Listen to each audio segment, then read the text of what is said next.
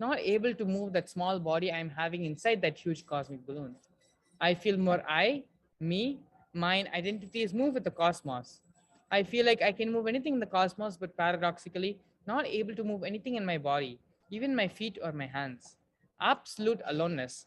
Other than I, nothing else exists, but no tiredness or boredom of loneliness. Now, the moment I sit in Padmasana, all the nadis settle down, including breathing.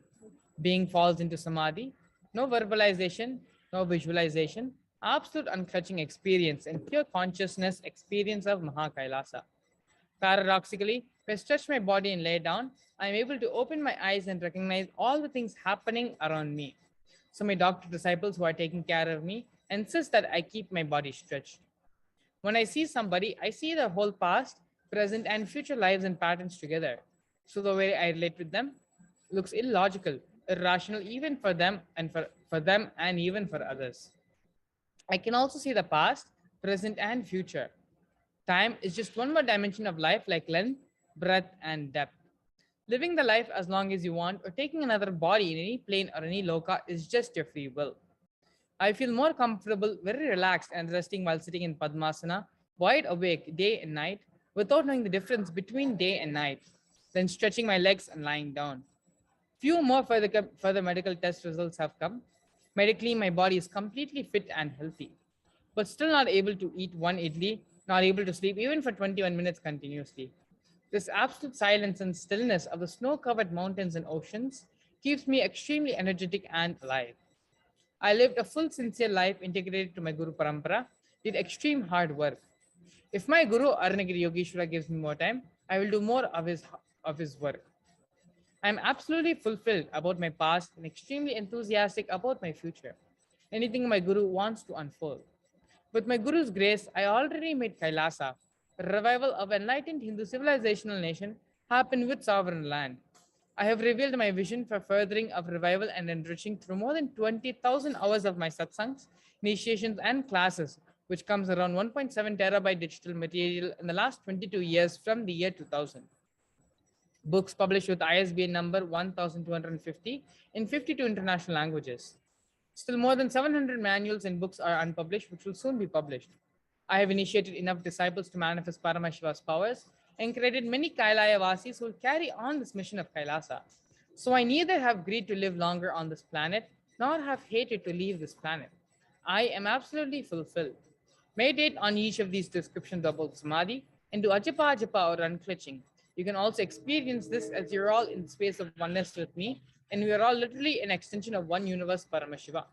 Enrich and enjoy, share and celebrate. The next post which we're going to be looking at is from May 23rd. Paramashiva's blessings. One more live coverage for all of you from inside Samadhi. One of the literal meaning of the word Samadhi is Sama plus Adhi, getting balanced or one with the origin. In multiple ways, my body, mind, being, emotions, muscle memory, biomemory, bioenergy are all getting balanced and again, falling back, aligning back to the origin. Vata, Pitta, Kapha. All the three doshas of the body falls into Samatva. This means unnecessary fat and undigested food accumulated inside the body leaves the body in multiple forms and body gets completely detoxed and starts shining like the third eye of Paramashiva. And that is why no external food or no regular sleep or no regular malajala. Ingala, Pingala, Shushumna.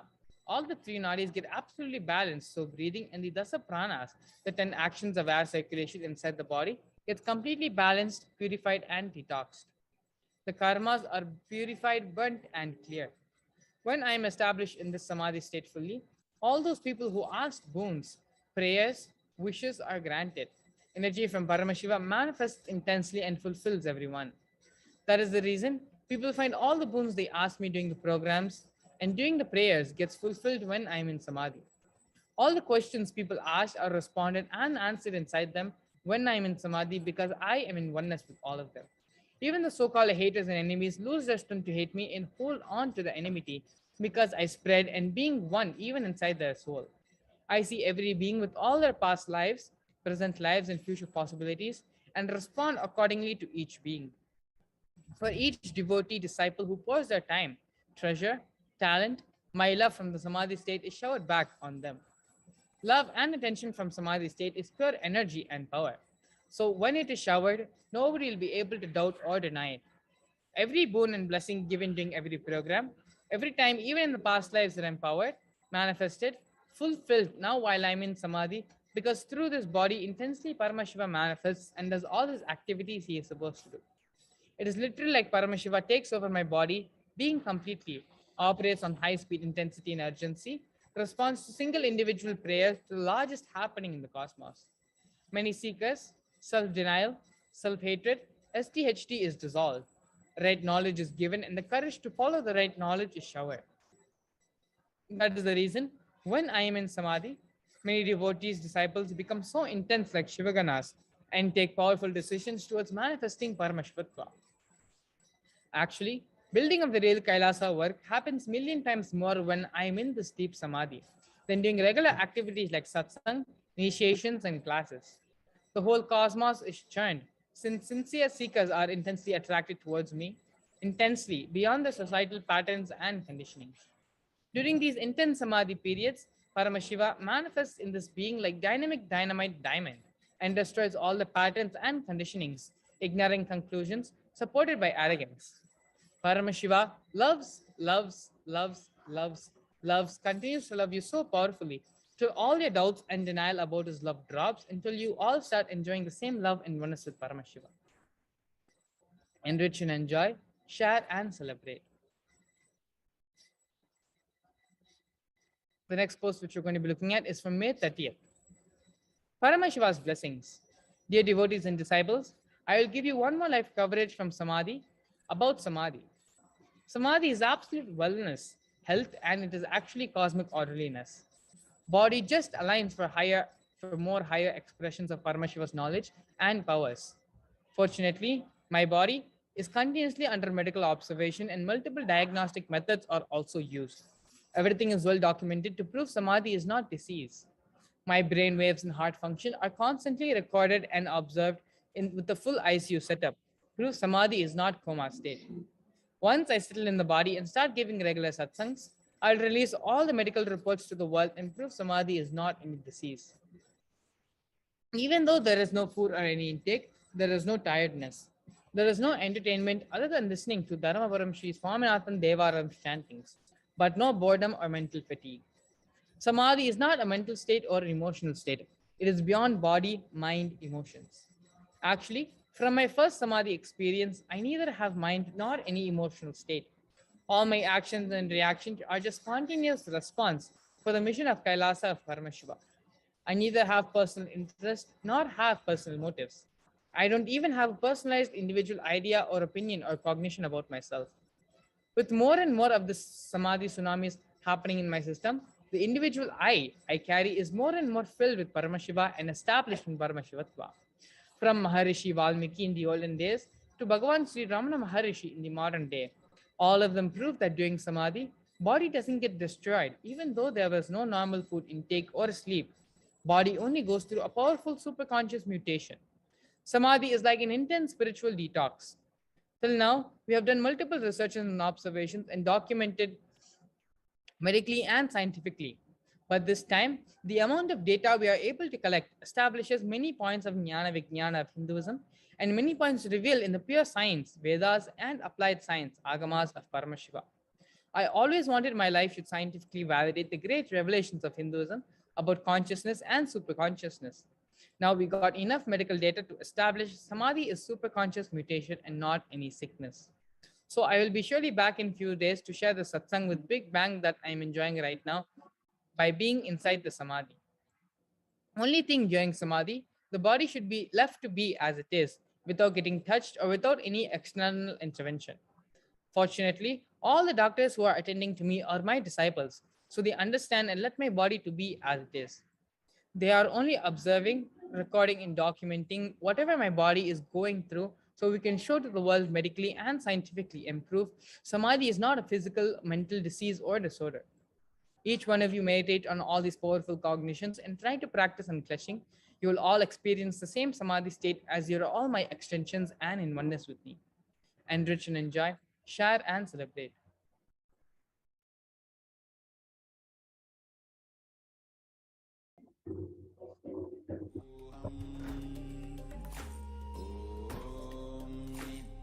Nithyananda Paramashivoham. Om Nithyananda Paramashivoham. Om Nithyananda Paramashivoham. Om Nithyananda. Sorry for the technical glitch. The next post which we're going to be looking at is from June 13th. Paramashiva's blessings. Dear devotees, disciples in Kailaya Vasis, Shushupti, deep sleep state, Swapna, dream state, Jagrat, waking state, Turiya, awakened state, Savikalpa Samadhi, where we experience Mahakailasa in its conscious form. Turyatita, alive state, Nirvikalpa Samadhi, where we experience Paramashiva beyond form and formlessness. I am continuously in Turyatita state in Nirvikalpa Samadhi, radiating superconsciousness, connecting with all of you in oneness and fulfilling all your prayers, showering you all with completion and blessings. Sometimes when I am in Turiya state, Savikalpa Samadhi, all the knowledge and powers needed to run Kailasa on planet Earth gets downloaded in me and starts manifesting. Every day, only for Nitya Shiva Puja, I come to Jagrat, the waking state. Only when all five states happen simultaneously and spontaneously and synergetically, it is called Sahaja Samadhi. Still, deep sleep state and dream state has not yet started happening. Still, I am enjoying and experiencing only Nirvikalpa Samadhi, Savikalpa Samadhi, and Jagrat states. The good news is I am able to speak fluently now, but Sahaja Samadhi has not yet happened, so the elite truths I am revealing may not be understood by common men. But the great news is all the elite truths and knowledge I'm revealing is getting well documented by the team living around me, Samipya Muktas. Once Sahaja Samadhi happens, I will start the regular satsangs, classes, and initiations. Thank you all for being patient with me. Enrich and enjoy, share and celebrate. The final post which we're going to be looking at today is from 19th June. Paramashiva's blessings. Dear devotees, disciples, and Kailaya-vasis. Gravitation force is universal and logical. Electromagnetic force is universal and functions in multiple logical levels. Nuclear force exists and functions in multiverse and logical. Strong nuclear force exists and functions in multiverse and infinity level. Consciousness exists and operates and manifests in multiverse and infinity level and more. When I am in Savikalpa Samadhi, the great truths about consciously manifesting Kailasa on this planet is happening inside me. The great rishis and incarnations from Sanatana Hindu Dharma use this power of consciousness to manifest all the 56 nations of Hindu civilization from Gandhar, present-day Afghanistan, to Bali, present-day Indonesia. The real need of Hindus is consciously awakening and ability to use the power of consciousness for manifesting what they want in life. Consciousness manifests as knowledge, wisdom, concepts, ideas, and enthusiasm, excitement at mental level. Activism, energy, sincere hard work at physical level. Above all, extraordinary patience to put things together at emotional level. At many times, patience is the most powerful strategy to win in Dharma Yuddha, called life. Please write the sacred secret 21 times as homework and meditate on this truth. If you internalize, you will realize in your life you had the problem to be patient. You would have avoided multiple problems. If you had the power to be patient, you would have avoided multiple problems with which you are struggling now. People who manifest all these qualities will be giving the superconscious breakthrough to humanity. The real superconscious mutation and superconscious breakthrough happens to the world through Nirvikalpa Samadhi and unclutching practice. Nirvikalpa Samadhi brings tremendous power to strategize and expand your vision and ability to have tremendous patience to put things together to manifest your vision into reality. The greatest blessing I received from Paramashiva is ability to be patient. Many times, people do stupid things out of restlessness, anger, and violence and react to the stupidity of others and land in stupid situations more dangerous. It is not necessary. You need to react and respond to every situation with activism and work. Many times I have seen in my own experience, Just patience makes hostile situation and negative people irrelevant in our life. All of you will realize very soon the power of my patience and how just by my patience I am creating a clear, powerful strategy for Kailasa and evolving the best spiritual beings as my Kailayavasis to govern Kailasa. Whether manifesting sovereign land or wealth or right kind of people to govern Kailasa, my ability to be patient played a crucial role in my powerful visions and strategies. When you are patient, Kalabhairava swallows and eliminates most of the problems which does not need to be attended, responded, or reacted. I want to tell all my disciples, patience is one of the powerful strategy manifests in you. If you understand the synergy of karma theory and powerfulness of Mahakalabhairava time. Many times I use patience as Brahmastra to win in this Dharma Yuddha life, enrich and enjoy, share and celebrate. We have gone over 5 of the posts which the Supreme Pontiff of Hinduism has posted in response to the various misinformation, false rumors, and false accusations being made upon him and upon his health. Multiple times, many news outlets and people on social media are continuously trying to emphasize and inflict the idea upon others that the Supreme Pontiff of Hinduism is fallen ill and is recovering and is going through a serious physical and psychological illness, whereas that is not true at all. The Supreme Pontiff of Hinduism is actually in a very deep state of samadhi, which is manifesting more and more Paramashivatva through his being, and in turn, that Paramashivatva energy is manifesting through all of his disciples and devotees as well. The Supreme Pontiff of Hinduism, through a series of these posts, has again and again, through various different ways, expanded about the beautifulness of samadhi, the significance, the sacredness, and the power the samadhi experience can give in our lives. Having now gone over and clarified these rumors and misinformation being spread about the Supreme Pontiff of Hinduism, we are now going to be entering into the glimpses of the glorious past segment for today, of this day, 25th June. In the year 2005, on this day, the Supreme Pontiff of Hinduism arrived in Seattle, June 21st, for the third Acharya's teacher training program from 21st June to 29th of June. The Supreme Pontiff of Hinduism conducted such programs himself to teach people to carry forth his message and meditation to the world at large. In these programs, the Acharya spent wonderful and intimate moments with the Master, observing and imbibing him.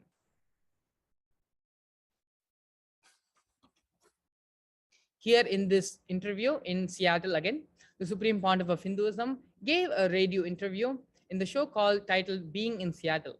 The Supreme Pontiff of Hinduism, in his characteristic style, sheds light on a broad range of questions posed by talk show host Rosemary Broccoli.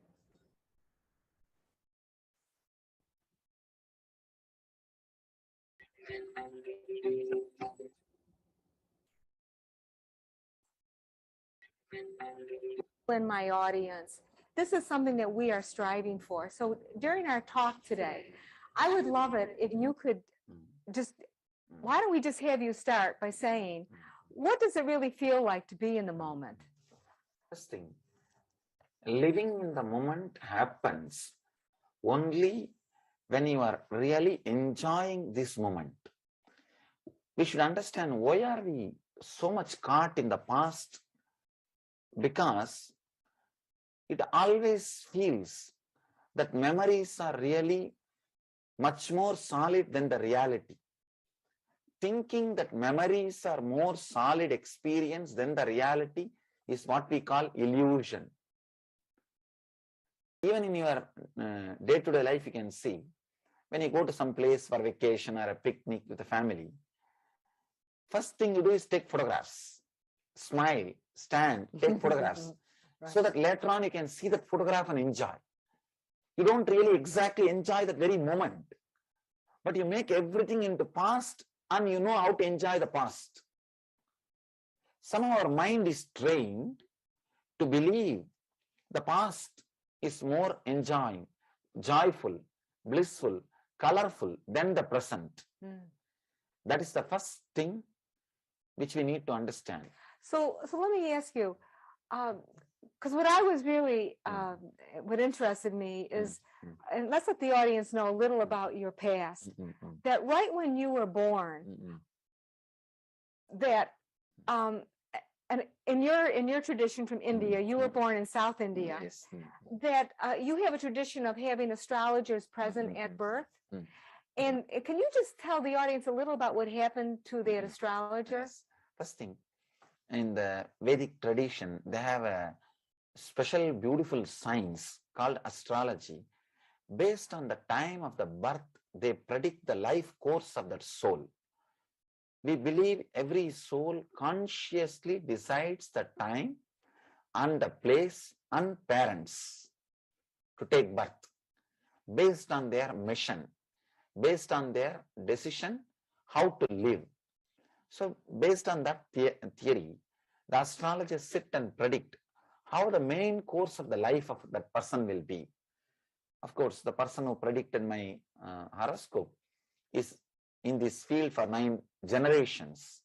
9 generations they were in the field, it's their life. It's not just a profession, it's their life. He has predicted so many things about all our elders and other family people, which everything came true. He predicted that I'll become a Paramahamsa, means the enlightened one, a leader among the Swamis, a Raja Sannyasi, he calls it. And not only that, after predicting, writing my horoscope, he said that I'm going to die within 21 days, means he is going to die within 21 days. He was very old at the time itself. He said that I'm going to die within 21 days. So after writing this horoscope, I don't want to touch anything else. I have done the best. Now it is time for me to relax. And after that horoscope, he did not touch anything else. And as he predicted, 21st day, he passed away, left the body. This can show the authority with which he was living, the authenticity with which he was practicing that science. Very strong person, not a professional astrologer. When you practice it as a profession, there is always a little bit of part comes, which is marketing. He is a person from the R&D department, research and development, not from the marketing department. I also want to say that astrology in the Vedic sense is so much different. I want what I'd like to just mention to all of you listening, that what we want to do is really go beyond our Western understandings of some of the things that you're talking about, Swamiji, because really one of the things in the original astrology, the word, Sanskrit word is called Jyotisha. It means showing the way or path to the light.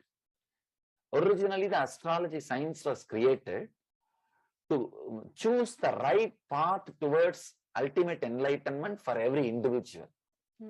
They will see the person's mental setup and decide the right path towards which he will become enlightened. The right path? Right path towards the enlightenment, the ultimate experience. And as a byproduct, these guys have learned the science of predicting the major activities, day-to-day things which can happen in the life. But the astrology is not originally created just to predict when you will get married, who you will get married, when you will find your love, when you will find your car, or when you will find your new home. No, that's only a byproduct.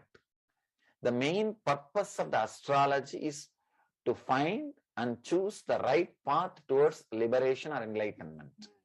Well, when did you tell the audience about your path? I mean, when did you you had a regular childhood? You grew up with your. Did you have any brothers or sisters? Yes, I had one younger brother and an elder brother. And so up until the age of 17, then I know that you went to your mother, and what happened? See, fortunately, I was born and brought up in a place which is a spiritual nerve center of India. That place is called Arunachala. If you have heard of Ramana Maharshi, a great enlightened master from southern India, his place, many of your audience must have visited, because there is a very famous spiritual nerve center which attracts devotees, seekers, visitors from around the world, which attracts something like 1 million seekers from around the world every year. And you were born there? I'm born and brought up there. I'm born and brought up. And that very ambience, that very place, it is like a spiritual university. Continuously the spiritual related debates, discussions, the classes, sessions, festivals, ceremonies will be going on throughout 365 days, 24/7. So that ambience gave me a lot of inspiration, courage to experiment. There were many enlightened masters, and that city still boasts the unbroken lineage of living enlightened masters for last 2000 years. Unbroken lineage of living enlightened masters for last 2000 years. I have seen so many siddhas, yogis, rishis, munis, enlightened beings. They all were inspiration to travel, to do little research and development in that path. Well, I think it would be helpful for the audience to know, like, so as a young person, what did you think that these masters were? I mean, how are these masters different than other You see, people? they were so joyful, ecstatic all the time. Come what may in the life, they were just out of this world. I have never seen suffering or disturbance in their faces, even though they live in utter poverty, which is chosen conscious choice by them, consciously deciding the poverty and sacrifice and service. But why do they do that? They just feel that they don't need anything, so much of fulfillment in the inner space.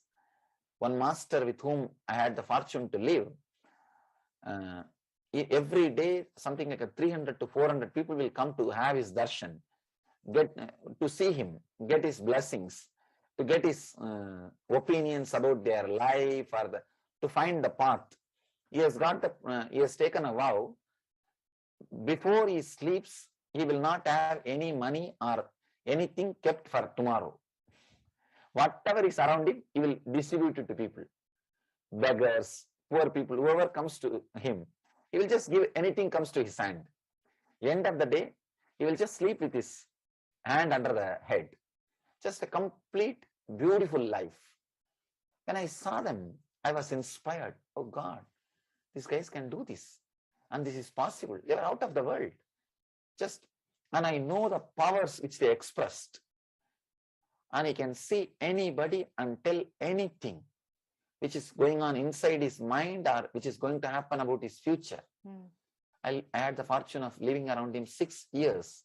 I've never seen him eating or drinking or sleeping. Means he will just lie down.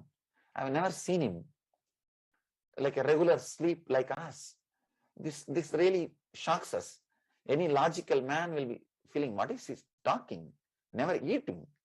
But I don't know how to, sorry, forgive me if you are not able to digest what I am talking, but I have seen 6 years. I am also a person with a very logic, Right.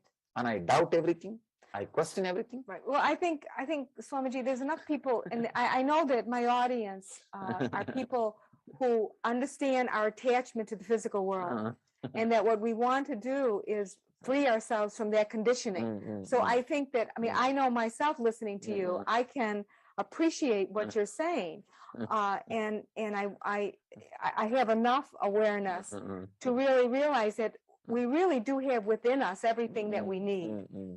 And when you live around this kind of a person, the impression which he makes on you is amazing.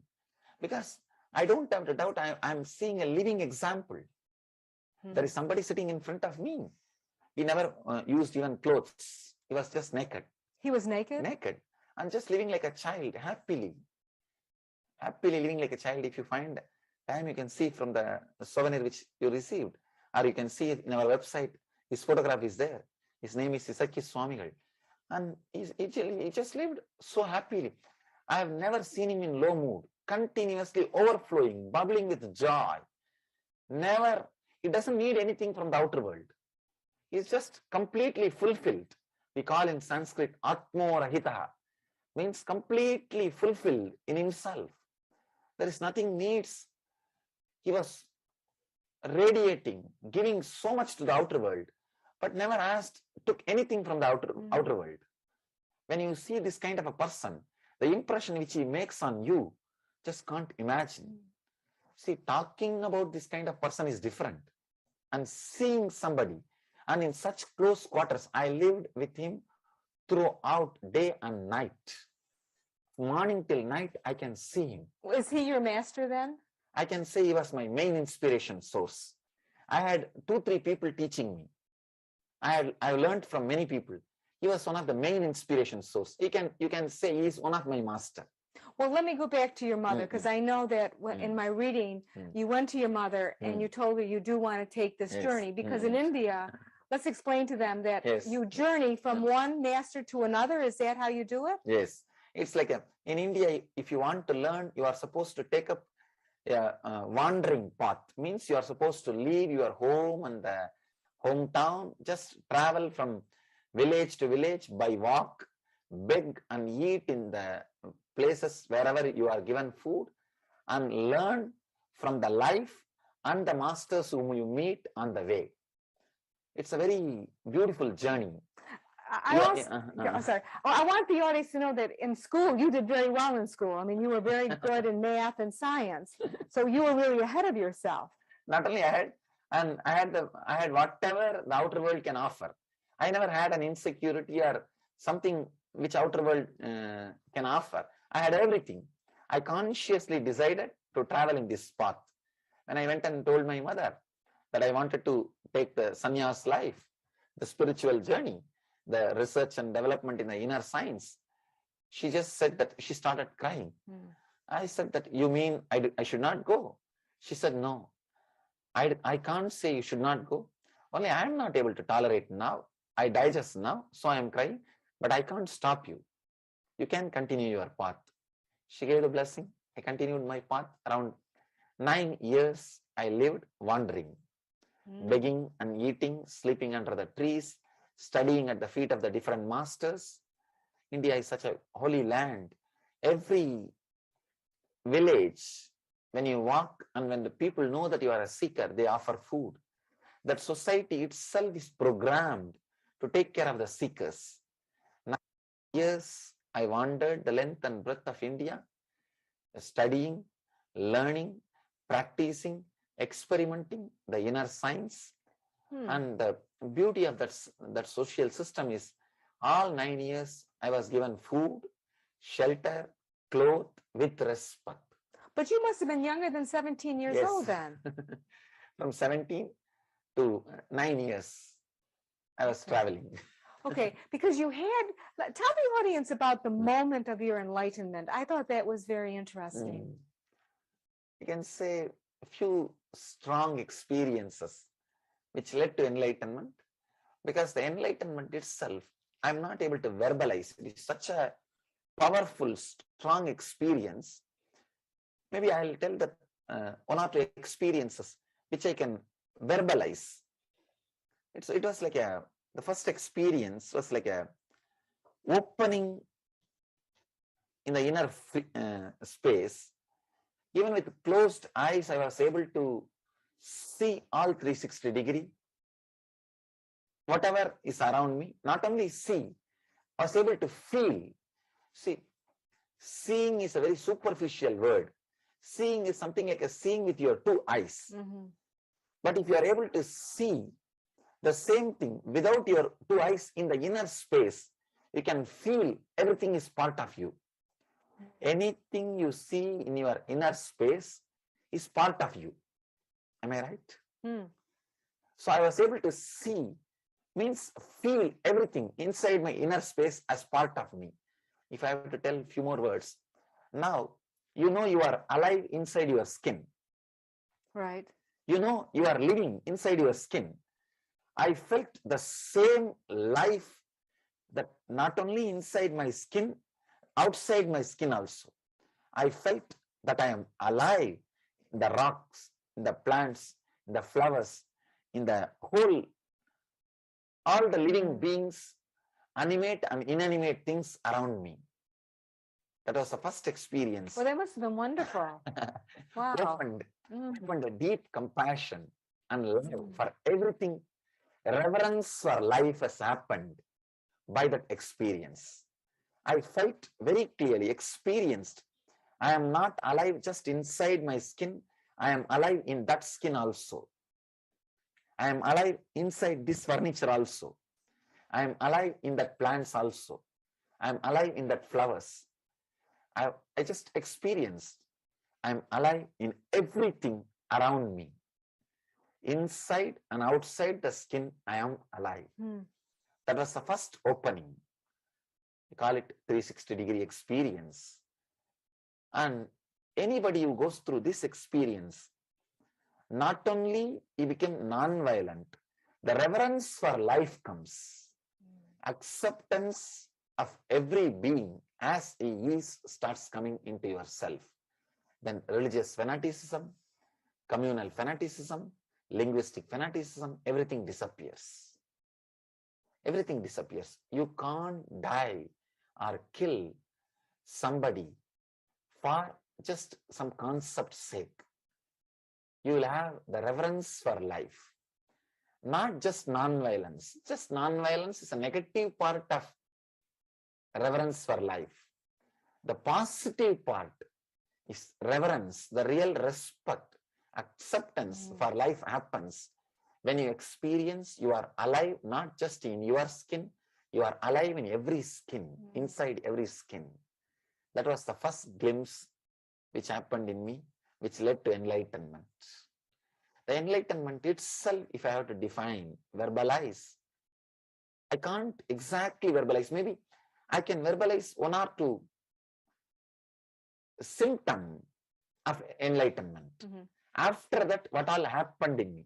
It became something like the inner chattering continuously which happens has disappeared. See, your inner chattering happens in you only when you say no to the life. If you say utter, complete yes to life, to this moment, there won't be any inner chattering. If you say what? Utter, clear yes. Oh, if you say yes to us. Yes to the present moment, there won't be inner chattering. Inner chattering is the fight between the identity which you show to the outer world and the identity which you believe in the inner world as you. We carry two identities. One identity which we project to the outer world. How we want world to recognize or know us. What we project, which will be always much more than what we are. Right. Did you, because I know in your system that you offer many meditation techniques. Did you get these meditation techniques from your own intuition, or are they a combination? Many of them are from the masters, from whom I learned. I had the fortune to sit at the feet of many masters. From them, many things I learned. Only one thing I can say, I personally experimented with those techniques and experienced the truth of it and presenting it in an updated way. I added my experience and updated it to offer to the world. Let me finish that statement which I was making. I'm sure, of course. The inner chattering is nothing but the fight between the identity which you show to the outer world and the identity which you carry in the inner world. When you say a deep yes to the present moment, that disappears. That is what has happened in enlightenment. And it was such an amazing, unbroken, continuous, intense joy, bliss, love, and compassion. I envy that. I mean, most of us try to do that with drugs, but what you're saying is it goes beyond what we can achieve. The problem with the drugs is you only become addicted to it and you need to use more and more after every session. With the meditation, see, problem with the drug is after every session you need to increase the dosage. With the meditation, if you after every session you can decrease the time of the meditation. After every session of the drug, you become more and more addicted to it. After every session of meditation, you are more and more liberated from it. So let them know that when you did your foundation is called Life Bliss Foundation, and you founded it in, I think it was 2003. And just in a very short period, I think you have something like 1,000 centers active around the 1,000 world. centers and more than 100 ashrams. And that you've taken, and you're only what, 29? Yes. And so, but your mission really, Swamiji, is to do what? I mean, you really have a big mission. Maybe the divine grace is working. See, in the last 4.5 years of mission, we have 1.2 million seekers initiated and 5,000 healers initiated and 500 teachers trained and initiated, teaching around the world, something like 35 different programs for enlightenment seekers. The same spirit and the truth of meditation for the people who work in the line of intellectual field, for the people who are in the corporate field, for the people who wants to work on the de-addiction, de-addicting themselves, for the people who want to work on the health, for different purposes. We have cognized different programs and we offer it. Of course, everything ultimately leads to enlightenment, leads to that one science. And we have a new yoga system, Nitya Yoga, and we have cognized so many different programs and created so many teachers, and I have more than 1,000 ashramites living inside our ashrams, practicing and presenting these great truths to the world, and 150 swamis of our order who are full-time dedicated to practice and do research and development in the science and offer it to the world. The whole thing happened just because the honesty and commitment to the truth we are standing. Are we in the presence of Swamis here? Yes. Swamiji came with some people, and well, that's really an honor to be with all of you.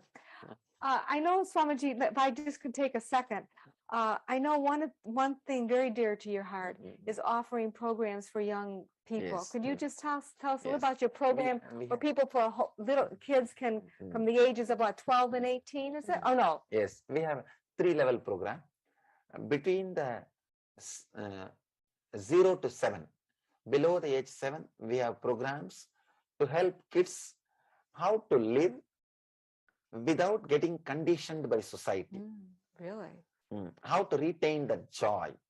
Just retaining that innocence itself is a beautiful thing. How can somebody find out about that? If they went to your website? Yes, you can go to our website or contact nearest center.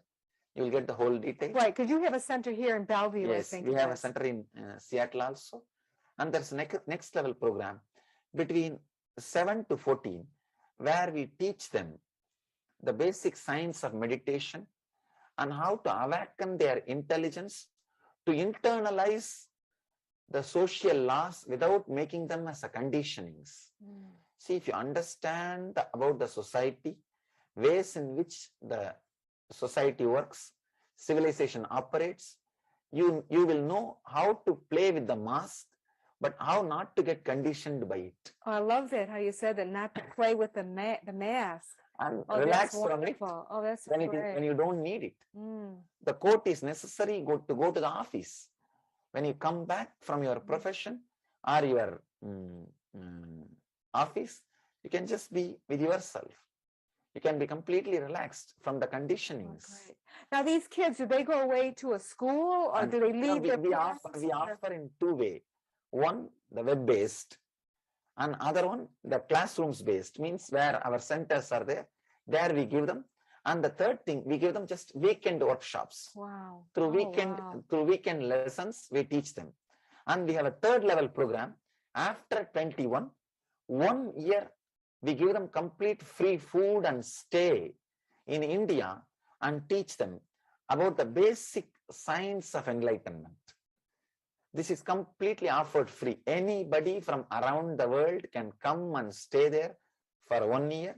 We give them the shared dormitory accommodation. Anybody after 21 can come.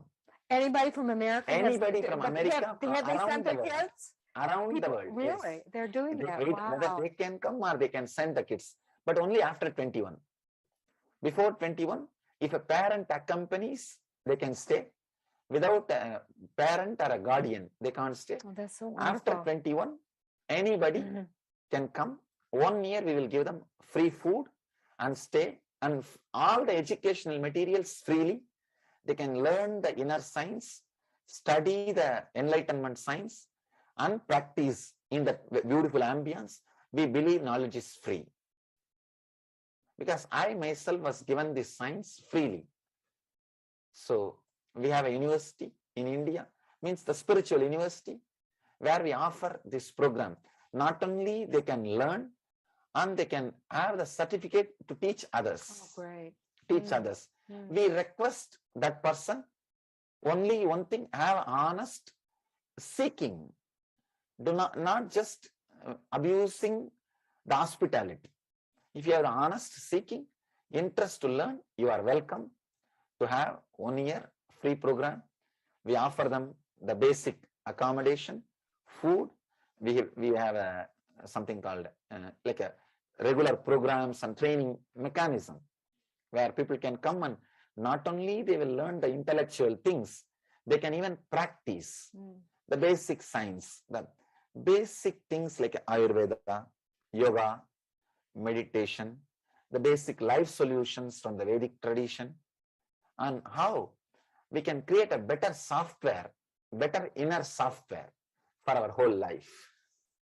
I know that one of the things that you teach is that I love what you just said, because what that will do is, one of the ways that you say it is to increase the positive energies of each person. And by doing that inner programming, we're really emanating more positive energies. Clearing and creating a right inner software is a basic need. That is the reason we are offering all these programs freely to the public. See, it is time to save the planet Earth by creating more and more people who are awakened, who are enlightened. Yes, right. Who are enlightened. Unless we create a critical mass of enlightened people, we can't think of saving the planet Earth, because so many calamities happening around the world, which is created by the unconscious human beings. Global warming, HIV, religious terrorism, and so much of atomic weapons getting piled. Yes. We are facing today so many dangers. Unless we create a peace, blissful, joyful, understanding, enlightened society, humanity, I don't think we will be able to preserve this beautiful planet Earth. So we are all out to create the peace, joy, blissful, conscious, enlightened humanity. We request anybody who is interested to come and check us out. And if you are interested in learning more, come to India. If you are above 21 and stay there, we will be happy to share all our wisdom, study, internalize, and go around and share with the people. And I always tell people, knowledge is free without copyright. I don't have copyright on any of my techniques or methods, because in Vedic tradition, we believe knowledge should be shared to anybody who is interested, who is sincere. So that is the reason all our meditation techniques are available in our website. You can directly download and experiment, explore anything. Yes, and I want all of you to know that if you go to Swamiji's website, he has, if you love spiritual study, it's a mecca. I mean, I myself, I've downloaded so many articles. We have something like 4,700 hours of recorded discourse, 200 volumes published in 12 languages, and 300 CDs, audio CDs released, and 470 DVDs released. Wow. Something like 200 YouTube clips are available in YouTube. You can see everything and experience, experiment, explore. Something I read in your material that I never heard anybody say it quite like this, Swamiji, and I'd like you to I think maybe my audience would be interested in this too. But you said this, responsibility is a consciousness. Yes. The moment you feel responsible Mm. for what is happening around you, Mm. that moment, the Mm. divine energy will rush into you. Mm. I love that. See, we always think we should take up the job or the responsibilities, how much energy we have. We think this much energy I have, I should take up this much responsibility in my life. But the truth is, when you take more responsibility, you just expand. The more energy starts expressing through you. Not that you will take the responsibility according to your energy, that you will have energy according to the responsibilities which you take up. The more responsibility you take up on your shoulders, the more energy expression starts happening through you. If you feel responsible, whatever is happening around you, you suddenly become a leader. You start transforming your life and others' life. Responsibility is one of the way to consciously grow.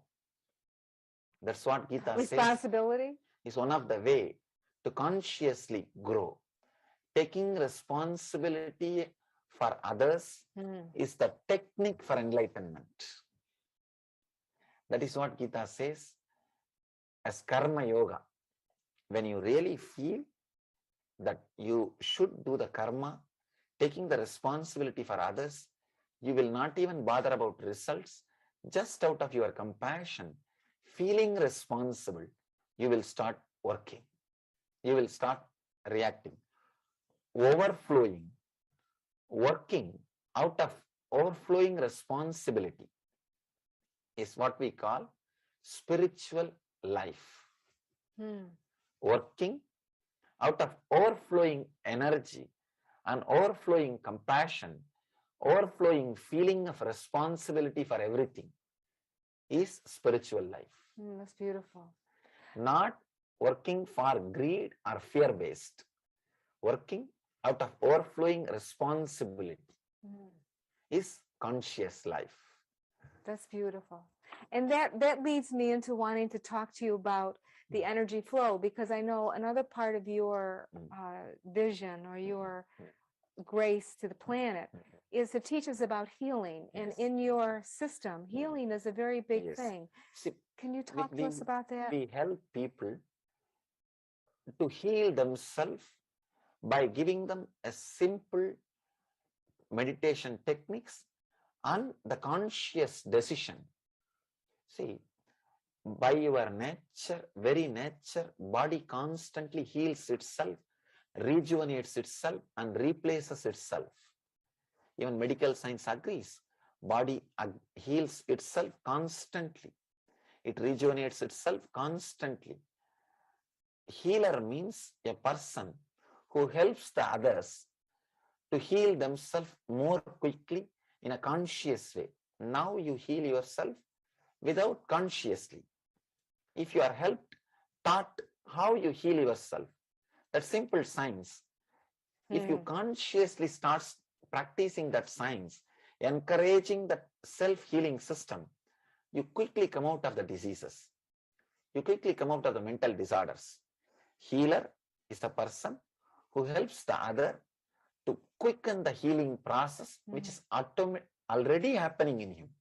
No, I don't want to, what I'm going to say now, I'm not judging or I'm not making anything wrong, but I'm just trying to make an observation. So let's say when we try to use drugs or pharmaceutical kinds of things, that is not really dealing with the consciousness, is it? What are you doing if you're just thinking, oh, if I've got this disease and I take this drug, you're just then at the level of the body, right? See, what I'm saying, there are some level diseases, just a physical diseases, can be helped by the regular drug allopathy system, no doubt about it. I'm not saying allopathy is completely false or anything, but there are some diseases, psychosomatic disorders, which you need to handle from the conscious level. Just handling your body as a biomechanism is not enough. So in that places, you need a spiritual guidance, Right. life solutions. Well, Swamiji, I want the audience to know Mm, that for those of you Mm. who want to educate yourself more on the chakras, mm, mm. this is one of the reasons why And I'm the so healing excited to science. know about your work, because Healing science. I want to really understand the chakras more myself, because this is really big in your We have system. 5,000 healers around the world. You can contact nearest healing center or a healer or our website. Every day, 26,000 people come inside our healing centers to get healed and meditate. 26,000 is the attendance every 24 hours inside our healing centers around the world. Wow. Well, I know that you think of meditation as a medication. Yes, That it can meditate. help. It can be complementary. I'm not contradicting at all any other system. I'm complementing, Right. because just a little alteration, the way in which you think about yourself can do miracles to your body and mind. Just a simple alteration, simple understandings added to you can just quicken the healing process so beautifully. It will be nothing less than miracles. Well, can you just take a moment? I'd be curious to see how you would briefly explain to us what are the chakras and how do we really know we have chakras? Kirlian photography proves we have different energy centers. Have you heard of Kirlian photography? Which photographs auras? That's the first thing. Second thing, the energy centers, when they are disturbed by a particular emotion, you can see immediately that your health is also disturbed. For example, traditionally we say that navel center is disturbed by worrying emotions. Which emotions? Worry, the unnecessary anxiety. Okay. You can see if you have So that's the navel center. Okay. If you have some shocking information or Okay. message from somebody, first thing will be your stomach upset. Okay. Disturbance. That's why you say, I can't stomach it. I can't digest it. I don't have a stomach to listen all these things. It's directly connected. Every emotion is connected to one energy center. If you are disturbed by that emotion, you can feel the reaction in that energy center. And now the Kirlian photography has proved the energy centers, the existence of energy centers is a science. So, I mean, I've heard of Carillion photography. Mhm. So, I mean, because I know you're a scientist. So Carillion photography really is real. Sure. It really is Sure. real. I mean, they really are able to picture the energy set Not that we only- really are not only vibrating energy. In many countries, the Kirlian photography is used as advanced diagnosis method about TB or cancers. They were able to diagnose 6 months ahead of any other available diagnosis methods. Because they can see the, They can see the aura. energy. They can see Right. the aura. The Kirlian photography is now accepted diagnosis method in many countries, in many places. I don't know about US, No, not But- here in the United States. but in many countries, they are using this as a diagnosis method. So I think surely the many doors can open if we start putting a little bit of our energy into the chakra science also. Because the future is going to be holistic. Right. Future is holistic. There are so many millions of people around the world already started exploring in this consciousness, in the energy medicine sciences, the alternative systems. And what I'm saying, we don't have to completely say some system is right or wrong. Right. If we take the help from all the systems, we will make better Right. lifestyle, better consciousness. I always tell people, every system is a garden. Go to all the gardens and pluck best flowers and make a beautiful bouquet for yourself. I like that. Why should you miss other gardens just because you are visiting to one Right. garden? Right. No need. And the future is going to be in the hands of the people who accepts every system with a sympathy and love, with an open mind. Open-minded. Right. That is going to be the future. Swamiji, we have just a few minutes left. I would appreciate it because I know that when you look out into the world, earlier you were talking about what we see. I know that you see differently than I see.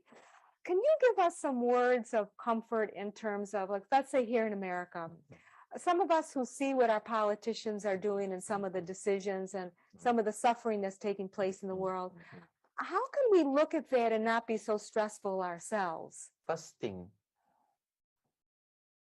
every major decision taken in the higher level is the expression of collective positivity or collective negativity. So before going out and blaming the others or leaders or politicians or others, if we can put a little bit of energy towards ourselves and feel and start working to create more positive consciousness from your inner space, we will be doing something. You see, there are two ways, just talking about things or doing things. If you are interested just talking about things, then blame politicians, leaders, start blaming, criticizing everybody, which is not going to be directly useful. It will be only pulling down your energy also. That's all. That is one way of working. The other way, serious, sincere about doing something.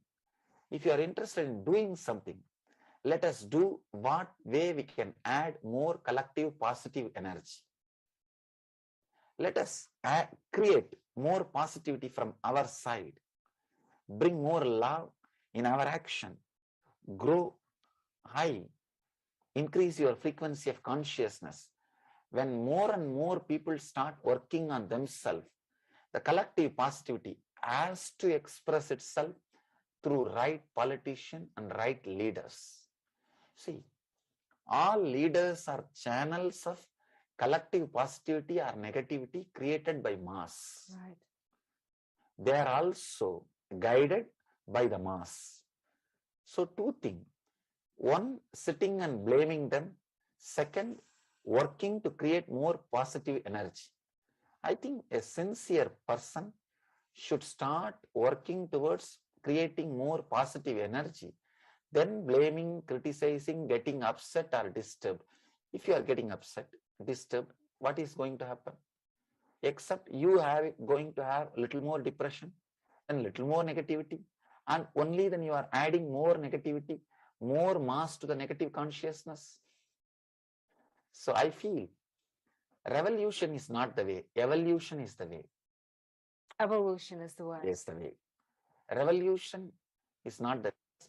Every revolution promised the truth or the ultimate solution. In last 3,000 years of the history of the planet Earth, we had 5,000 wars. 5,000 wars? 5,000 recorded wars we had in the humanity. 5,000 wars in 3,000 years. It seems human beings were not doing anything except war, war, war. The reason is we believed in revolution. Now it is time to believe in individual evolution. Let us not go. You see, the mass revolution becomes again one more system.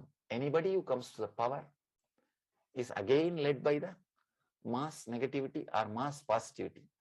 It is now our responsibility to add more and more positivity. That is the only thing an individual can do. Right, because what we're getting more and more is understanding how we really do affect our surroundings. Yes. Like we're awakening to really how our beingness Peace need to be brought in individual's heart. Then it will radiate and transform the whole planet Earth. Let us all be honest to our being and bring peace to it. You will just radiate it like a flower, and you will add to the collective positive consciousness. You will see that expresses simply through our leaders.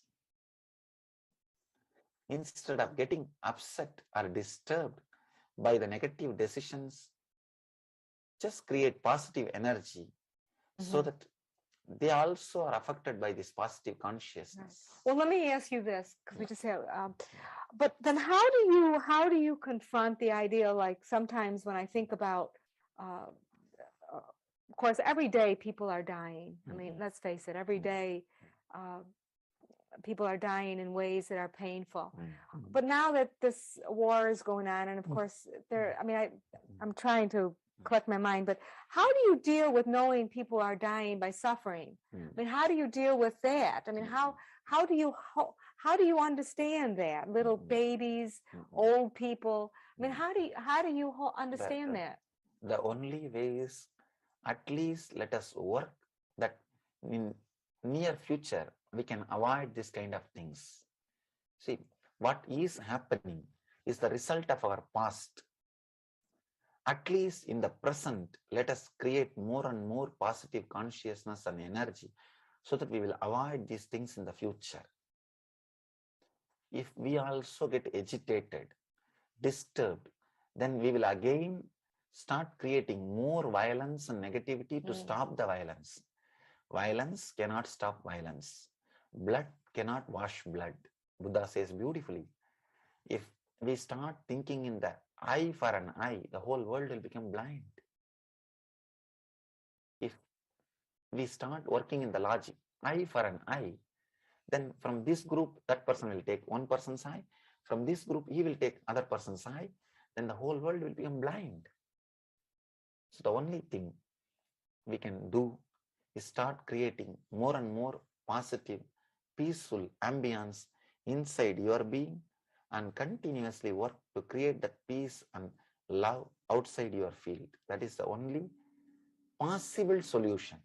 Well, but I hear you. And my mind though keeps on saying, but how do I come to terms with like right now what's happening in wars when little babies are injured? How do I think about that? I mean, how do you think about that? Or how do you think about that? The only one thing, what I can do now. That way only I think, what I can do from the power in this moment, this moment, the power I have, I may be able to do little service with whatever available with me, and I may be able to send a peaceful prayers and thoughts and positive energy. Whatever I have in under the control of my body and mind, I am making it positive. Instead of getting just upset with somebody or with some system or blaming the things the way in which things are going because on. my upset is then being transmitted out into the world, and I'm really exaggerating the condition. And getting agitated. Oh, okay, and see, right. You see, getting agitated is not going to be productive in this situation. Right, exactly. You understand? This wars itself is created by the people who are agitated. And if we are also agitated, how do you think we are going to solve the problem? Okay, right. We are only going to add more problem. So the only way is do whatever you can without getting agitated. Right, because I mean, technically, if there's only the present moment, and I am right here, the only thing I know is right here, and I may not realize that by being here, I really am doing something to bring peace to the whole planet. That is the only ways. By being here, you adding more and more joy or bliss or silence to the whole consciousness.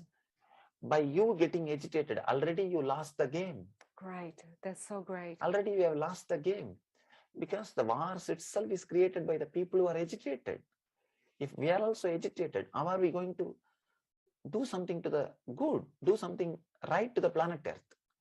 That is not the way. See, anybody who tried in the way of revolution have become one more system, one more tradition, one more power game, ended up in one more war. So the only way is the way of the Buddha, right. The way of the peace, the way of the silence, the way of Shiva, working in yourself and becoming a strong leader without getting agitated, doing things which needs to be done without getting agitated is the right way. We are doing as much as we can towards the peace and silence and bliss, and helping the people who are stranded by the wars, and trying to bring more and more peace into the consciousness of the leaders, trying to touch trying to educate, trying to tell them.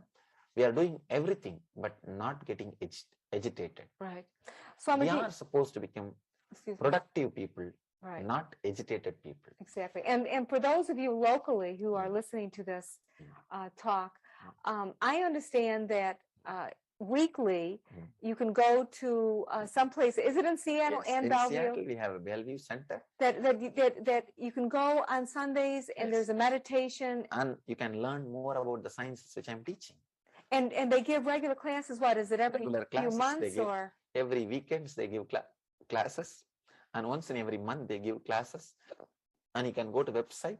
Now we have started the web-based programs. You can learn from your home. Really? Home study courses Oh, for really? 1 year. I didn't see that on your website. Now we have started. Just now, in few days, you will see the full-fledged way. It will be my launching. God. It will be launching, and already we have created syllabus, and we will be offering the home study programs, home study courses about this whole philosophy or the tradition which we are teaching, for which we are standing. Could you just give me a little sense, because maybe some people in the audience are curious too. Like, could you just give me one meditation technique that you could suggest that we can do? Nitya Dhyan, I call that as a technique for eternal bliss. Nitya Dhyan, a simple technique. I can just give the steps also now. It's a 5-step. Please. Oh yeah, please. 5-step. The first step, just sit comfortably and deeply inhale and exhale, because you have lost in touch, you have got disconnected with your breathing. It has become shallow because you are lost in your past and future. Inhaling and exhaling deeply will bring you inside your boundary to the present moment. That is the first step. Of course, this meditation is described detailed way in our website livebliss.org. You can download from that and practice and explore. Now also I am giving you the method. First step, the inhale and exhale intensely, deeply. Second step, intense humming, so that your inner chattering will be silenced. Like, give us an example of a hum, like Okay. Intensely when you do, your inner chattering will become silenced, because the catharsis will happen. The third step, relaxing and putting your awareness in every energy center. If you go to the website, that there is an instruction which will guide you. You can just download and play the instruction and sit and do. It will be like a guided meditation.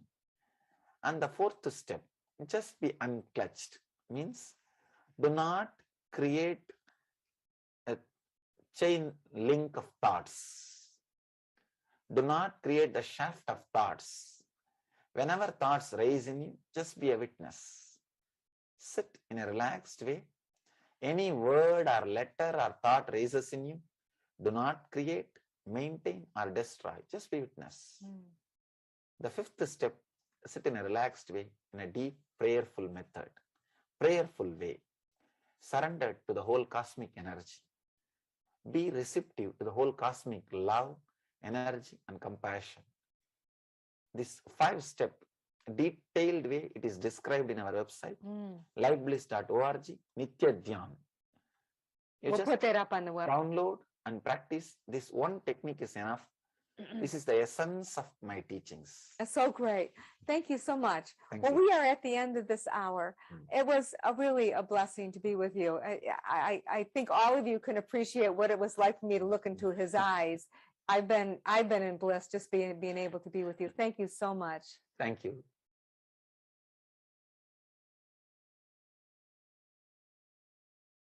In the year 2009, on this day, we have glimpses of Adi Kailasa Sarvangapeetam during the ongoing Inner Awakening program.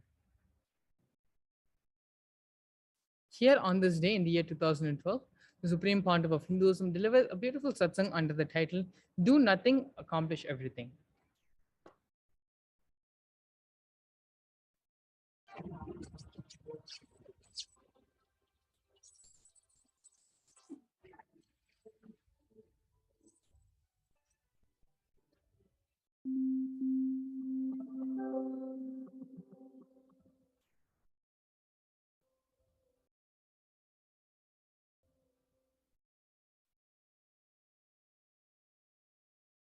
Welcome you all with my love and respects.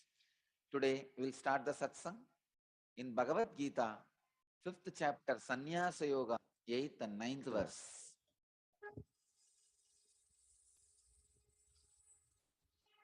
नैव किञ्चित् करोमीति युक्तो मन्येत तत्त्ववित् पश्यन् शृण्वन् स्पृशन् जिघ्रन् अश्नन् गच्छन् स्वपन् स्वशन् प्रलपन् विसृजन् गृह्णन् उन्मिषन् निमिषन्नपि इन्द्रियाणि इन्द्रियार्थेषु वर्तन्त इति धारयन्. Beautiful verses. Naiva kinchit karomiti yukto manyeta tattvavit Pashyan shrunvan sprishan jikran ashnan gachan swapan swasan Pralapan visrujan grinnan unmishan nimishan api Indriyan indriyarteshu vartanta yiditarayan. When Bhagavan Sri Krishna is becoming philosophical,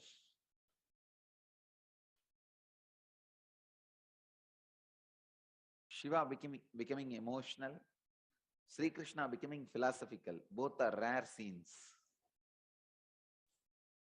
At one point, when Shiva becomes emotional, Devi achieves enlightenment. Same way, at one point when Krishna becoming philosophical, Arjuna becomes enlightened. Arjuna never expects philosophical dimension from Sri Krishna. Devi never expects emotional dimension from Mahadeva. Krishna was always in flowing with love. So Arjuna would have never expected a stern philosophical instruction from Sri Krishna. Same way Shiva was always in Samadhi. Devi would have never expected an emotional flowing from Mahadeva. The moment she saw that, she became enlightened. It's a beautiful verse. Sri Krishna becoming philosophical.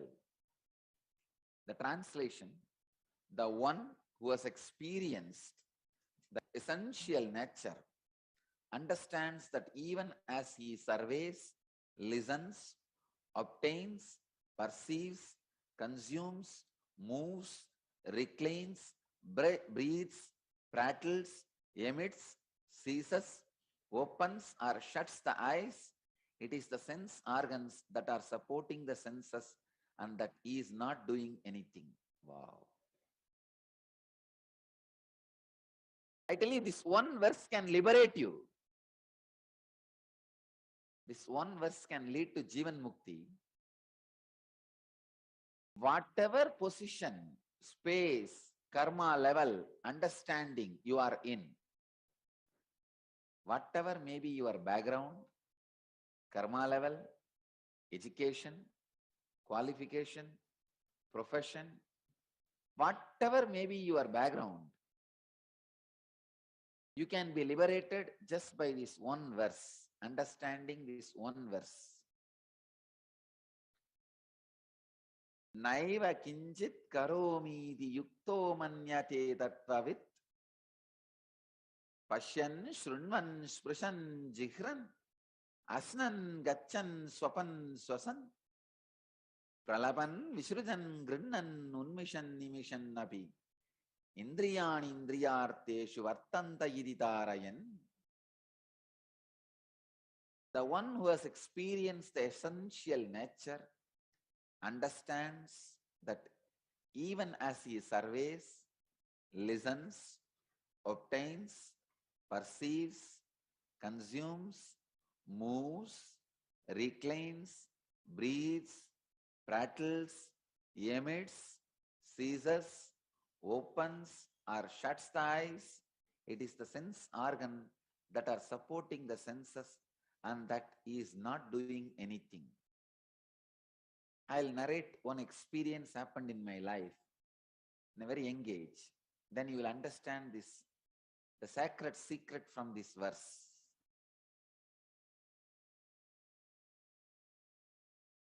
Maybe I was 7-8 years old. I was studying in the primary school.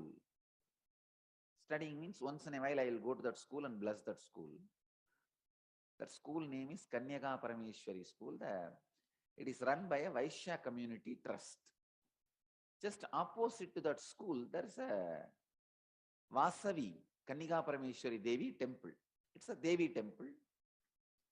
She is the chief deity for the Vaishyas. So one day from the school, I went to the temple. Somebody in the temple was telling me the story of that deity, that Devi. She was a young girl, and for some reason, she just created the Yogagni, the fire of yoga, from her own body and gave up the body, reduced her body into ashes, gave up the body after enlightenment. So with the power of enlightenment, she gave up the body. When I heard the story, I was suddenly highly inspired.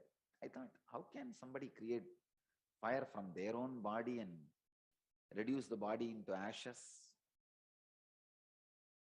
I was walking outside the temple slowly.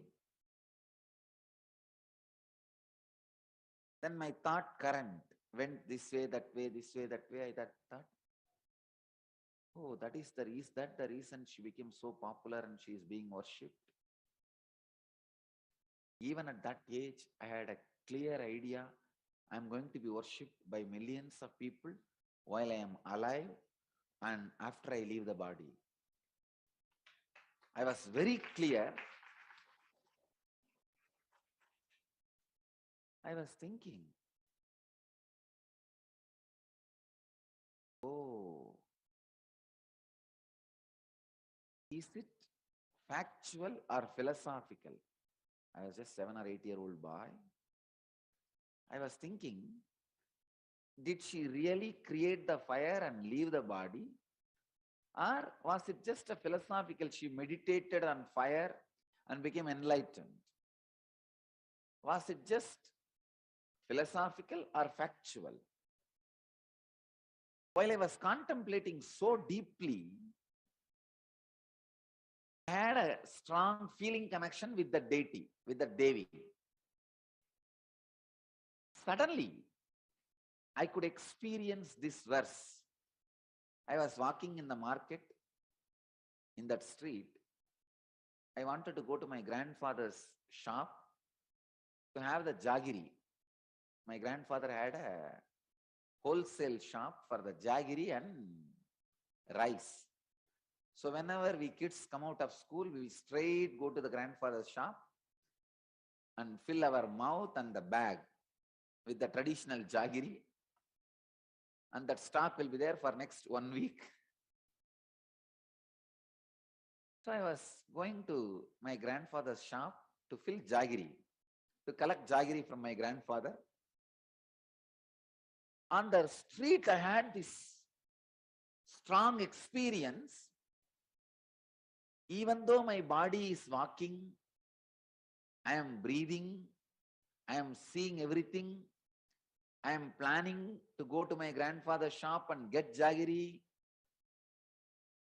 I could see very clearly, I am not doing anything.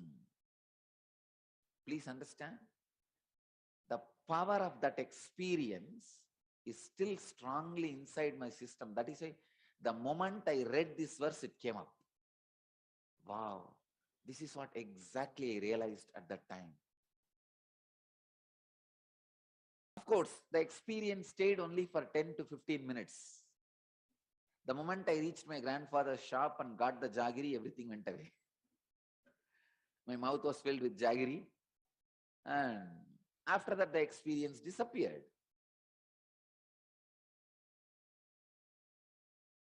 But I tell you, at some point,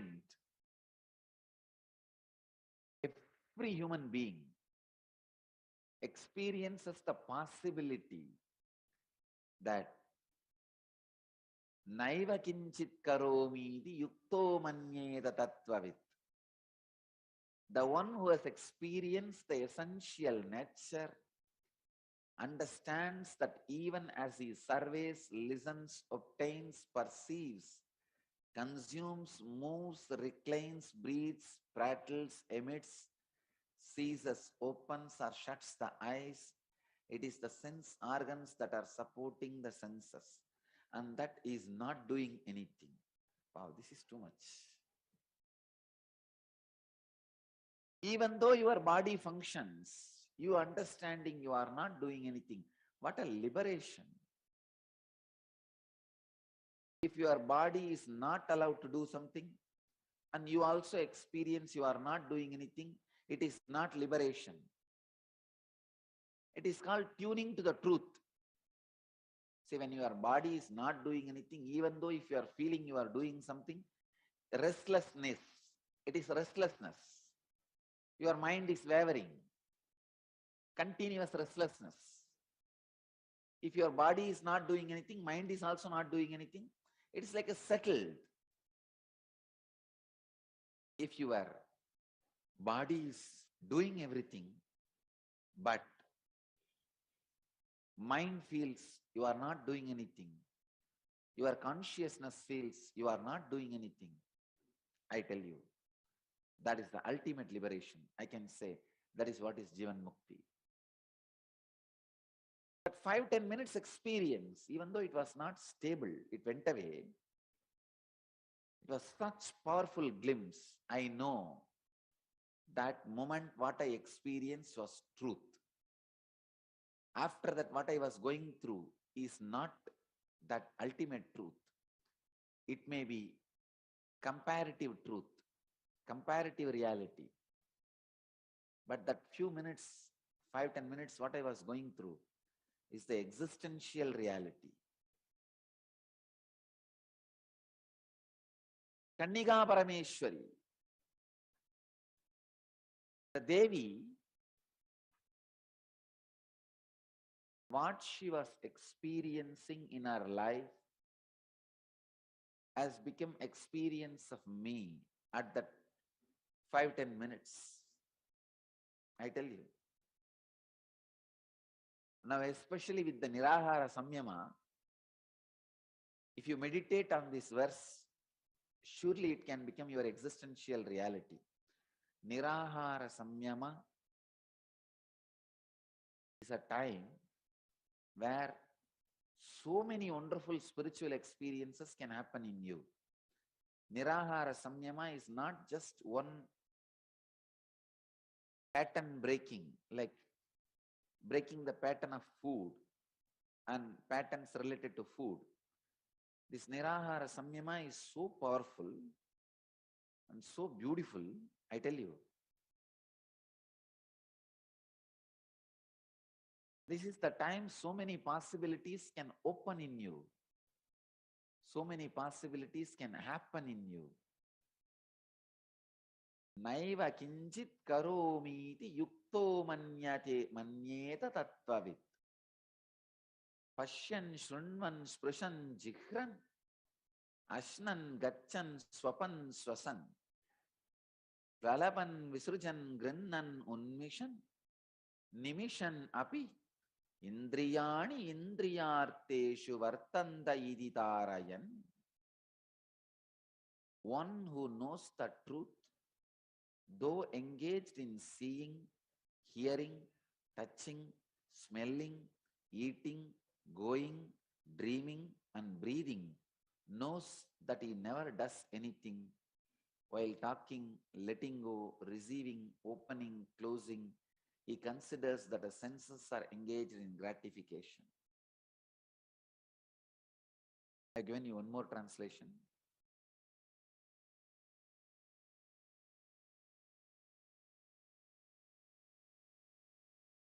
Let the senses function in its own way.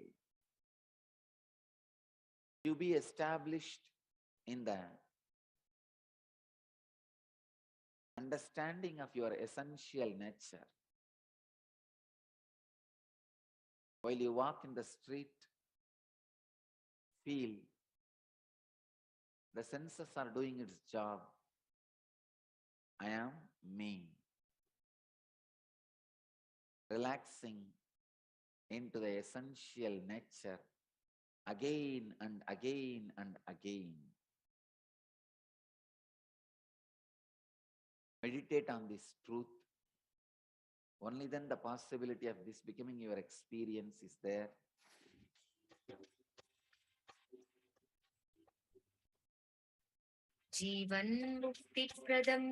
Paramahamsa Nithyananda, a rare living incarnation, is named among the world's 100 most spiritually influential personalities today. Paramahamsa Nithyananda has been placed alongside Dalai Lama, Nelson Mandela, Oprah Winfrey, Paulo Coelho, and others by Mind, Body, Spirit, the world's top esoteric magazine from Watkins, London's oldest and largest bookstore. A yogi by birth, he has been expressing his power of enlightenment since birth. He has authored more than 500 books in Tamil and English. Translations of these books are available in 26 languages in Telugu, Kannada, Malayalam, Hindi, Sanskrit, Gujarati, Oriya, Bengali, Marathi, French, Malay, Polish, Portuguese, Italian, German.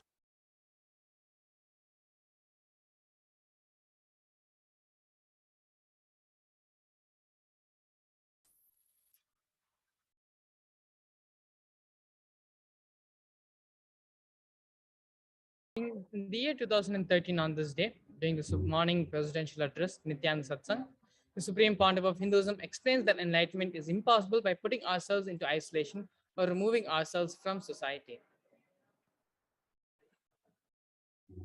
In the year 2014, the Supreme Pontiff of Hinduism performed the Digvijaya at 17 places of the Tondemantala Adinam and consecrated these places as Leela Kshetras. Each Leela Kshetra serves as the epicenter of hundreds of enlightenment ecosystems. Following this event, the Supreme Pontiff of Hinduism addressed the Tondemantala Samrajya Mantri Sabha Samalanam, congregation of the Council of Ministers of Tondemantala Kingdom, on the strategy and revival of Shaivism by establishing more Kailasas in Tondemantala Samrajya.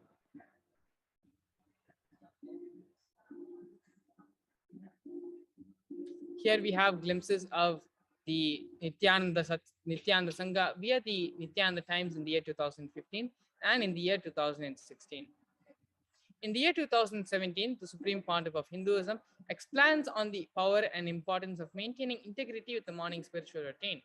If all the Vedagama traditions, only three things are universal, recognized and sacred: the Om, the cow, and practicing the morning spiritual routine. Not only does it tune the body to radiate superconsciousness, it is also the fuel to reach the abode of Sadashiva himself, Kailash.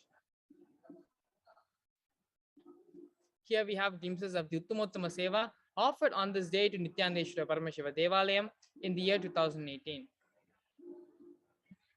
In the year 2019, the Supreme Pontiff of Hinduism, during the live Nithyananda Satsang, reveals that Guru Purnima or Guru's Day is the day when disciples and devotees offer their karmas in completions at the feet of the Master and get liberated.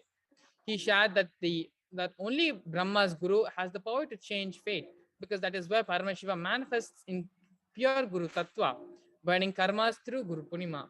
The Supreme Pontiff of Hinduism shared that when delusion takes over, separation from Guru happens, which gives suffering. When Guru takes over, Guru gives Guru and all the other best and good things of life.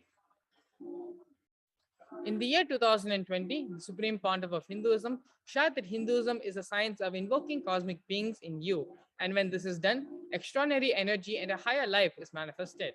When this happens, your Ishta Devata becomes your core existence. Also, during a separate live talk, Kailasa Courtyard session, the Supreme Pontiff of Hinduism shared how the whole world is resetting itself and is going toward enlightenment. The Supreme Pontiff of Hinduism shared that during this time, do more body-related tapas like yoga, unclutching, power manifestation, and inner healing.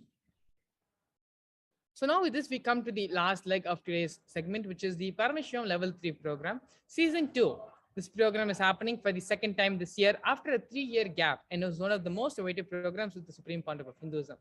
This program is from July 13th to August 3rd. Paramashivoham is an immersive 21-day program, awakening program, to teach you the science of manifesting the ultimate consciousness in you. This Paramashivoham program manifests the deep experiences of 25 states of consciousness, vertical time zones, and power manifestation. To learn more about the program or to register yourself for the program, for more information about the program, you can visit the link kailasa.org/Paramashivoham. And so now with this, it is now time to prepare ourselves to receive the supreme fount of Hinduism for the Nithyananda Satsang. We request all our viewers to please sit straight with your head, neck, and spine in a straight line. Close your eyes and start chanting the Mahavakya mantra, Om Nithyananda Paramashivoham, and allow that mantra to reverberate throughout the entire being. Om Nithyananda Paramashivoham. Om Nithyananda Paramashivoham. Om Nithyananda Paramashivoham. Continue to be in this deep space of unclutching and restful awareness as you prepare yourselves to receive the supreme fount of Hinduism for the Nithyananda Satsang.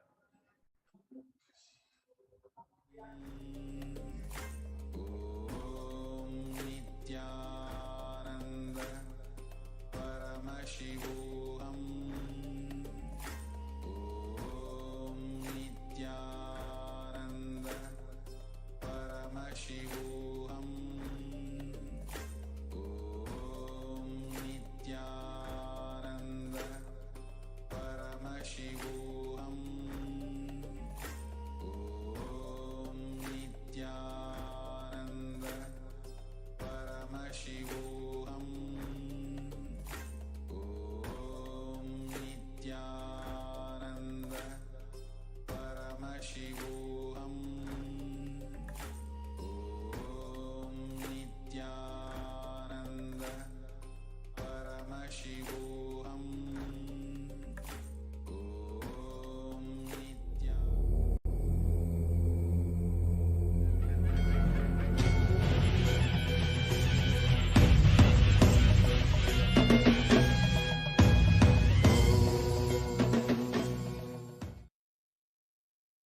Paramashiva's message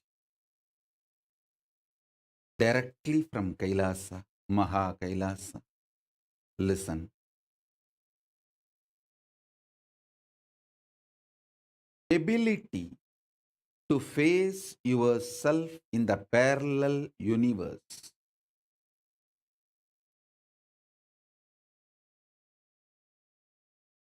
Possibility to experience yourself in the parallel universe. Capacity to experience yourself in the parallel universe. Power to face yourself in the parallel universe is the same power which you are using to keep yourself deluded or awakened.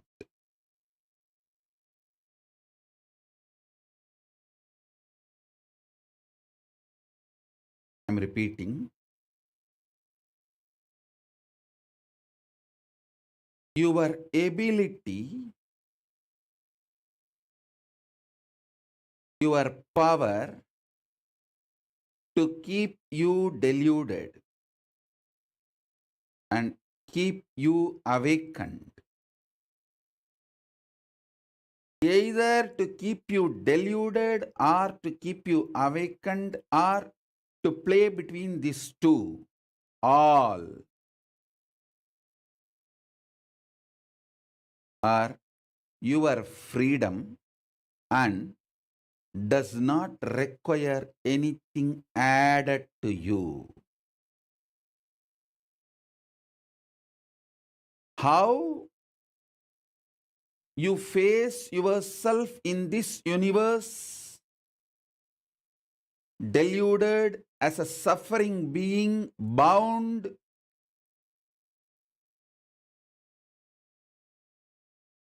with body, mind, multiple pains, sufferings.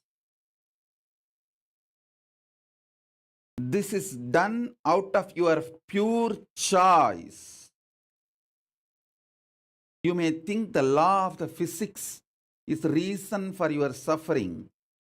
Be very clear. You decided to frame the law of the physics and play within that law. I am not disrespecting your suffering. Let me repeat. I am just denying its existence. Listen.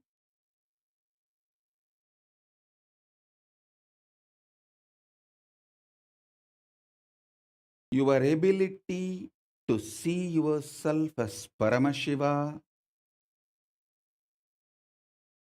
your ability to see yourself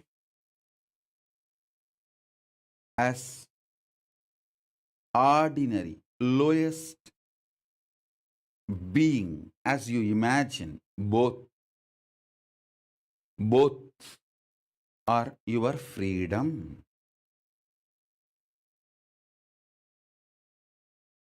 Your decision to be in delusion or liberation,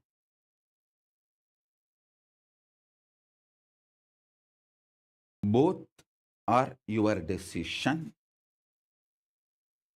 Your decision to see yourself as Paramashiva invokes Maha Tripura Sundari in you. Your decision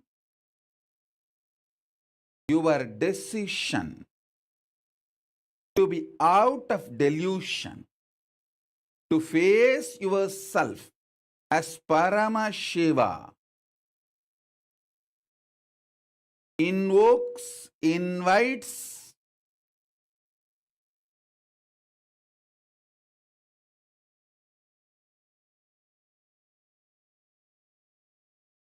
Maha Tripura Sundari Paramashiva Shakti in you. I am going to repeat now because just this one powerful cognition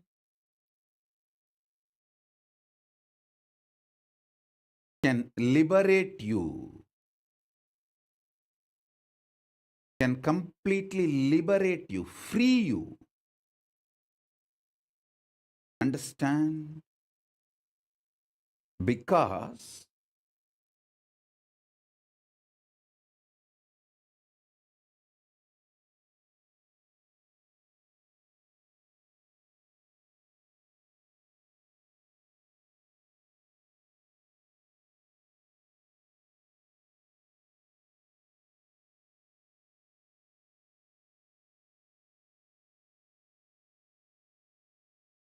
and delude yourself in this universe you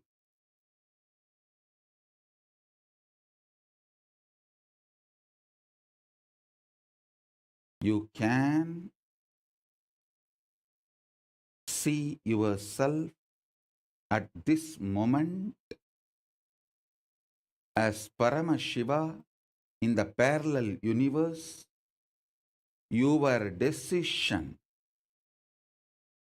to see yourself as Paramashiva in the parallel universe is invoking, inviting, welcoming Maha Tripura Sundari in you. When I do it for you, it is called initiation. When you do it on your own, it is tapas, spiritual practice. But the foundation, fundamental truth is one and the same. In Samadhi, I saw a powerful command being delivered into my system. to read out Ramayana from Akashic records with all the 108 Upanishads, because the Rama beautifully explains how he manifests in parallel universe, how he exists in parallel universe. So from today,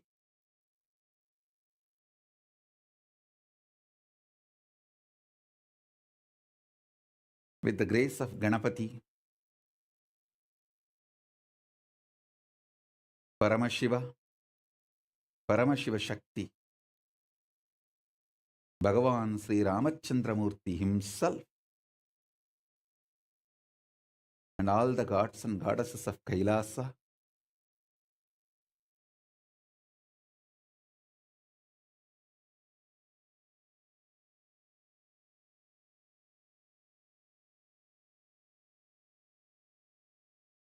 I begin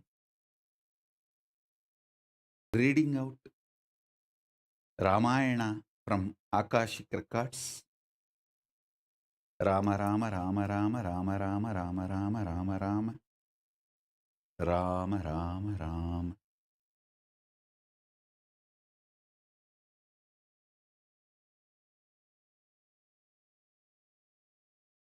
One of the foremost truths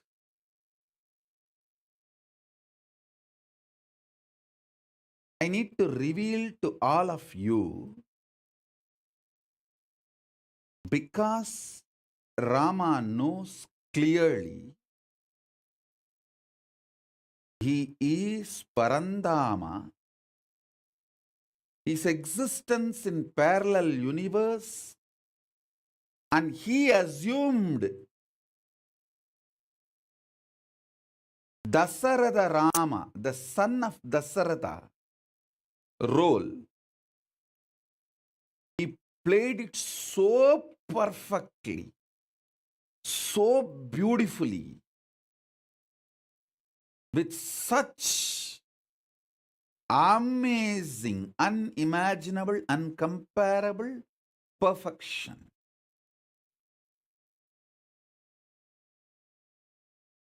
Unimaginable, uncomparable perfection.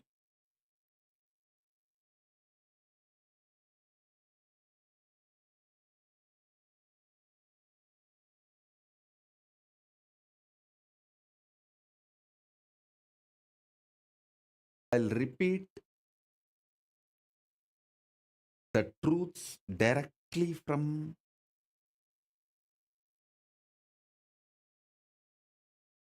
Mahakailasa as it is.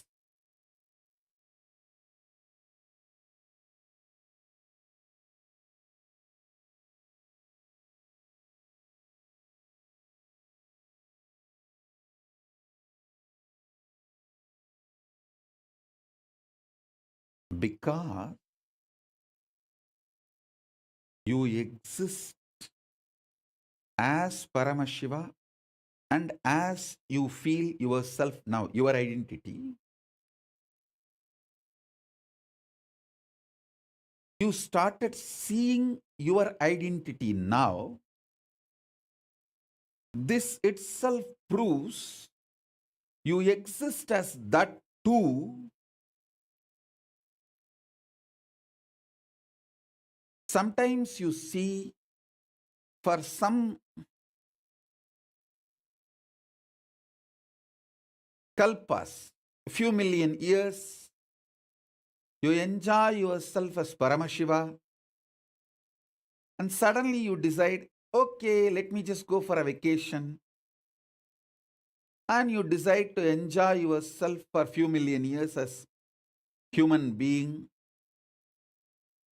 When you feel tortured, tired, bored of existing as a human being, again you feel you need to get back to your parallel universe existence, Paramashiva, and you ask for some help. Paramashiva comes as a guru and reminds you, and you just enter into your parallel universe being. You may ask, why do I do this game of being Paramashiva and being human being? That has no answer. You have to ask that yourself. Why I play these two games, I know the answer. Why you play both the games, you should know the answer. I cannot give the answer for you. Why I did not get married, I know. Why you got married, you should know. How do I know?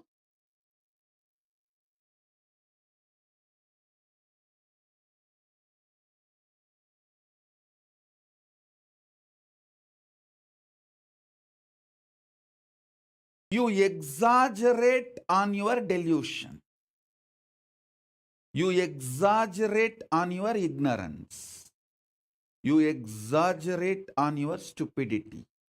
You exaggerate on your impossibility. You exaggerate on your victimhood. You exaggerate on the life negative aspect of you.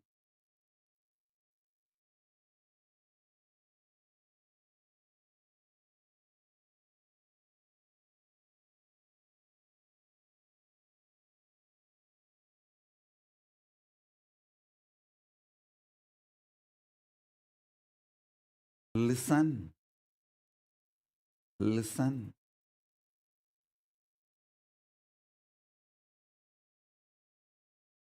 The space of Akshara,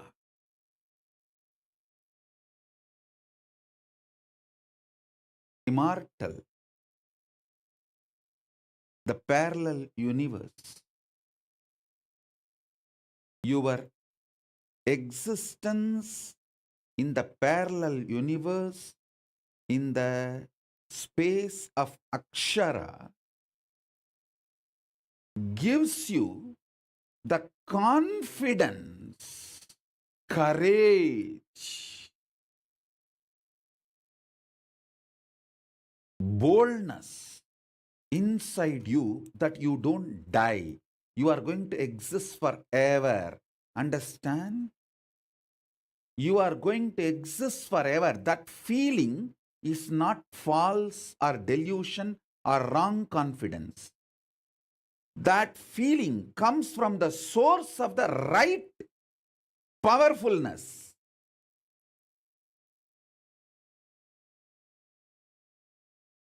If you have deep down the feeling, even when you see so many deaths, deep down inside you, you feel you are not going to die. It is not false confidence. Please understand, you are not wrong when you feel that. Even if you feel it's a false confidence, it will not leave you because it is not false confidence. It is the Ananda Gandha, the smell of the pure Satya, bliss.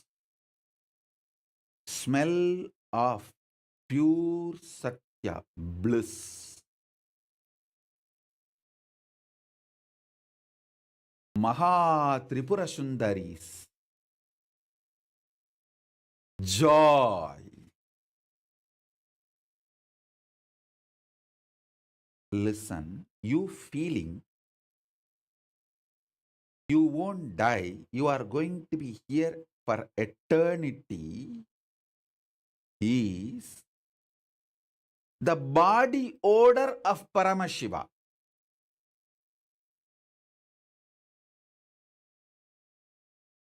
Listen, I am translating in a very crass English language, but I want all of you to know how many of you, even after seeing so many people, friends, family, so many people dying,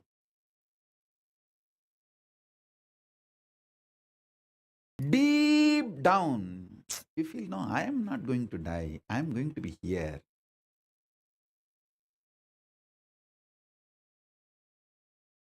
I am going to exist forever.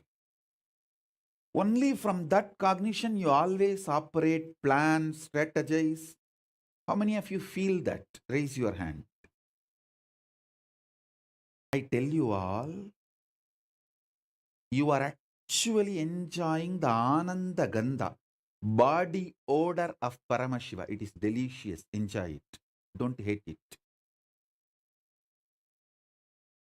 Anyone who understands his confidence of immortality, avimuktatva, indestructibility, akshayatva, only is allowed inside the Varanasi.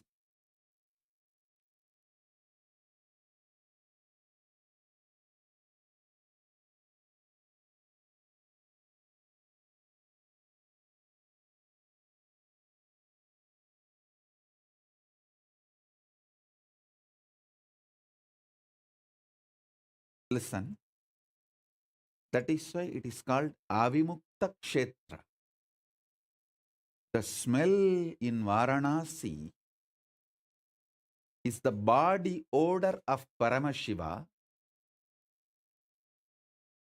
That is why that Varanasi is called Anandagandha Kshetra. In Varanasi, nothing else will smell. You can go and check. I am not lying. Neither flowers will have smell, nor the dead bodies getting burnt will have any bad smell. Nothing will have a smell. Because that Kshetra smells the body odor of Paramashiva. Ananda Gandha.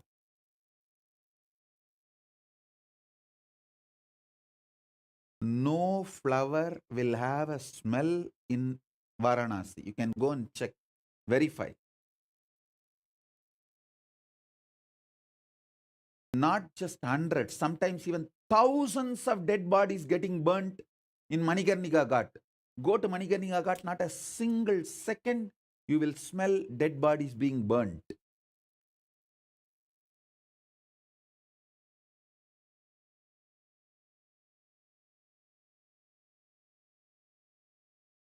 If you are having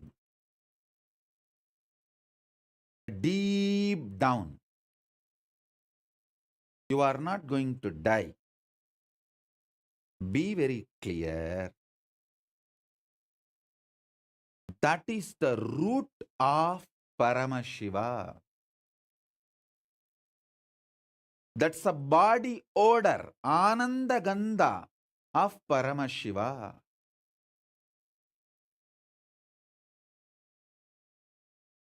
It's a beautiful, delicious, sweet, blissful, existential gift from Paramashiva.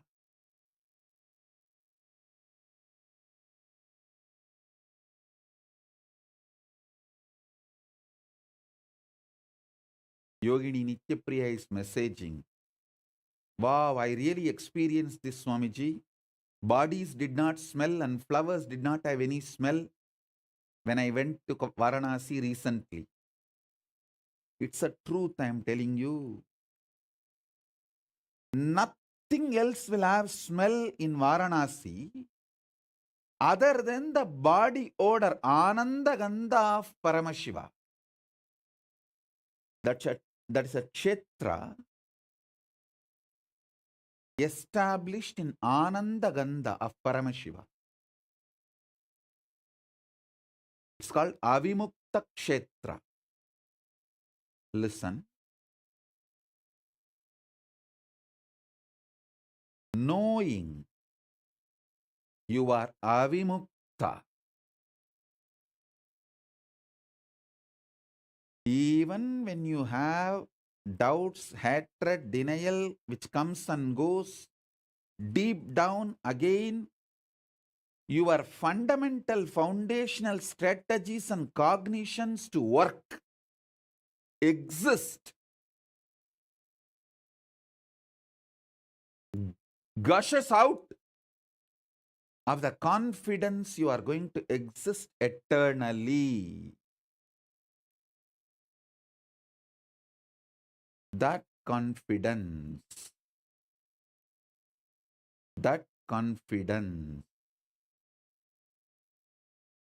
is because you exist in parallel universe.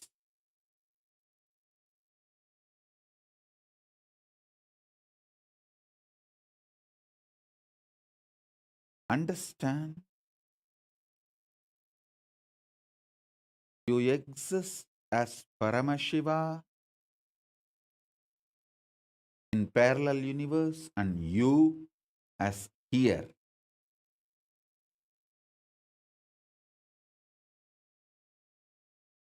The first question you will get, then how can I realize?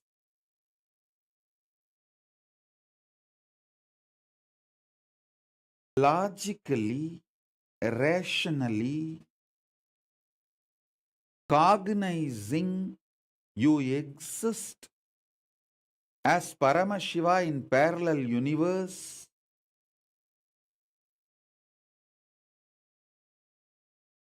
is enough. You don't need a separate methodology or technique to face yourself in the parallel universe. Manana, logically, rationally, with all the available awareness you have, collecting it and cognizing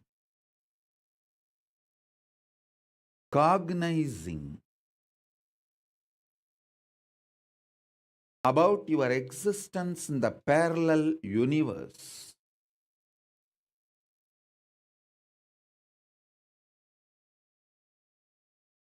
You will wake up to the truth. Actually, it's not that you who want to face your parallel universe existence, Paramashiva. It is Paramashiva who want to face you, who is his parallel universe existence, back to him.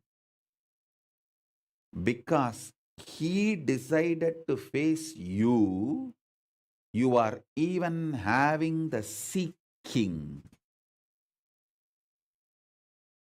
to face him. Invitation is simultaneous, synergetic, spontaneous. Invitation to face Paramashiva is synergetic, spontaneous, and simultaneous.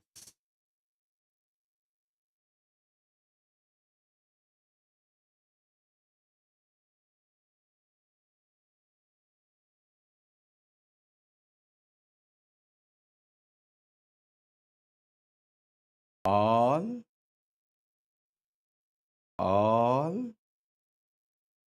qualities of Akshara, Amritatva, immortality, life positivity is your existence in your parallel universe as Paramashiva. It leaked from there. It leaked from there.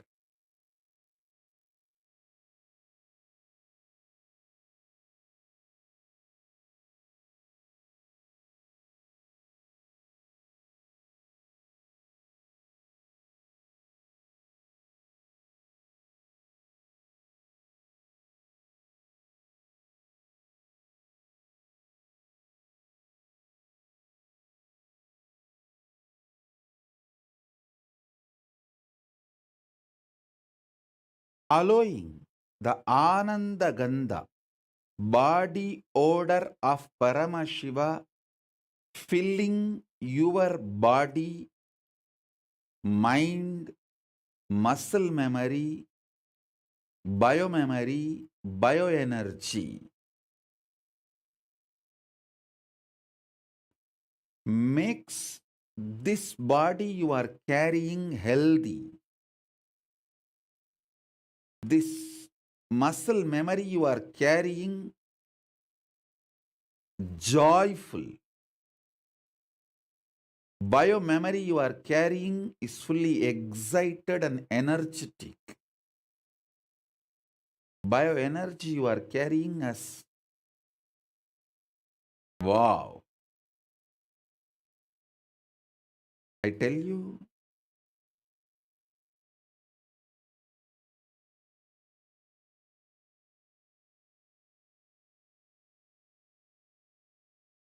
in right place, if you have your wealth, you will attract more investors who will put their wealth also with you to take care.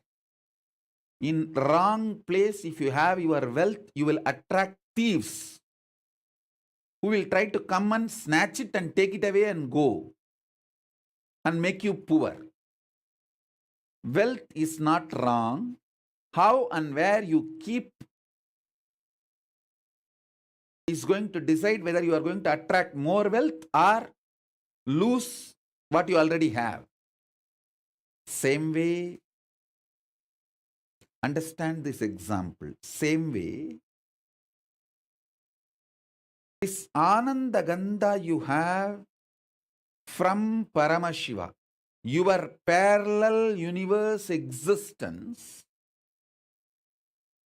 if you keep it safe, you will attract more and more qualities. You will manifest more and more powers of Paramashiva.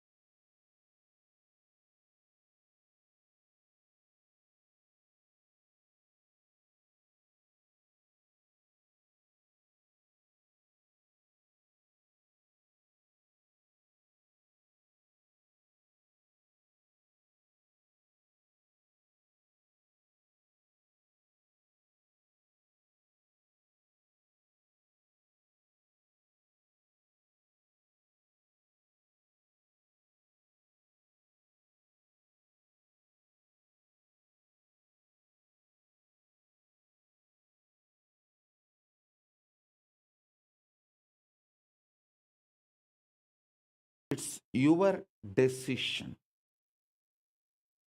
Understand?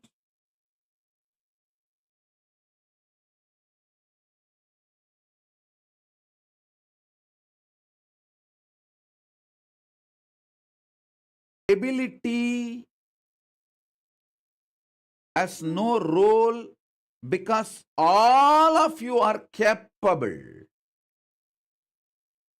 You blame ability just to avoid taking the decision out of your will.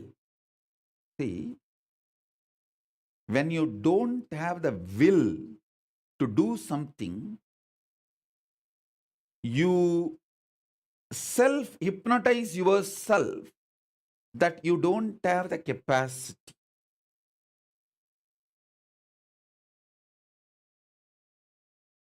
No such thing as no capacity exists in the universe. Diagnose your problem rightly. It is not having will, not having capacity. If you diagnose it wrongly as not having capacity, you are never going to get out of the problem. And that is the way you seal your problems and live forever in your sufferings and suffocations.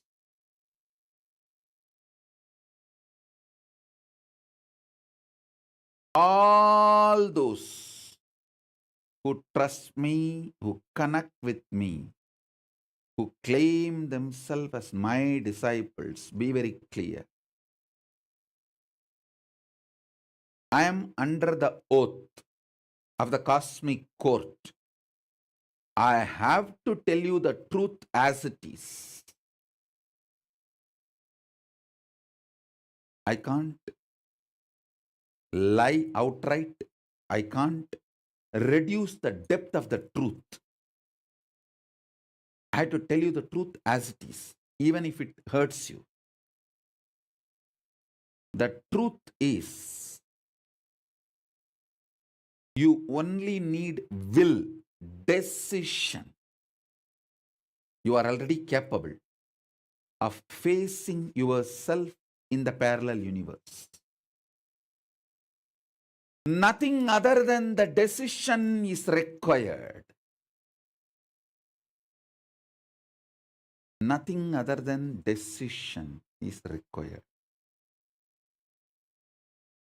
I am repeating this for years now,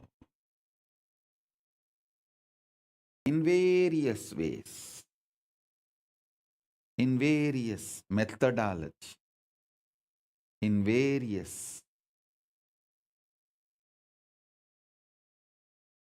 powerful cognitions.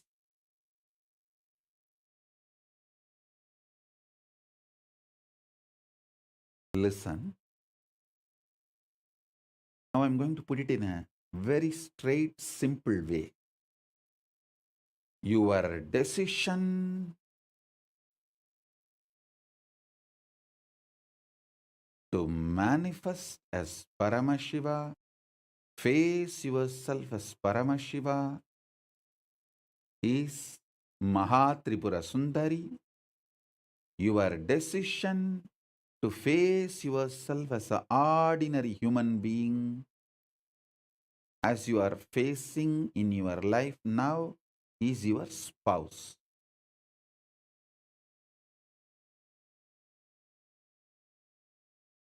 Listen.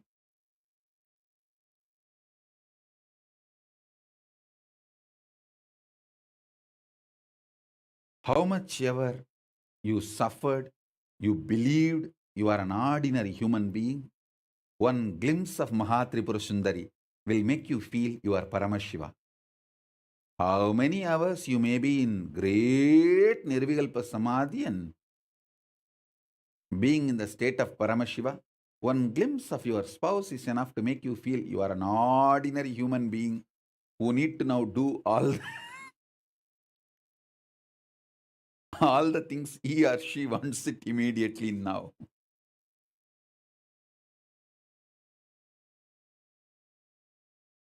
Listen.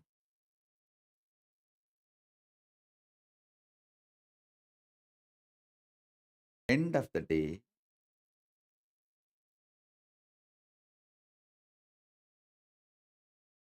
capability is not the problem, decision is the problem. Decision is the problem.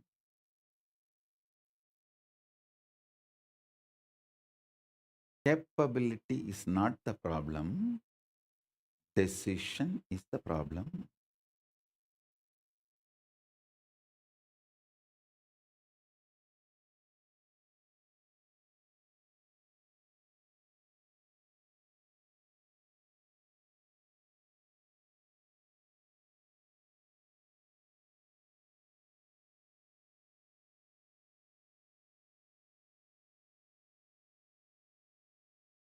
One of the most beautiful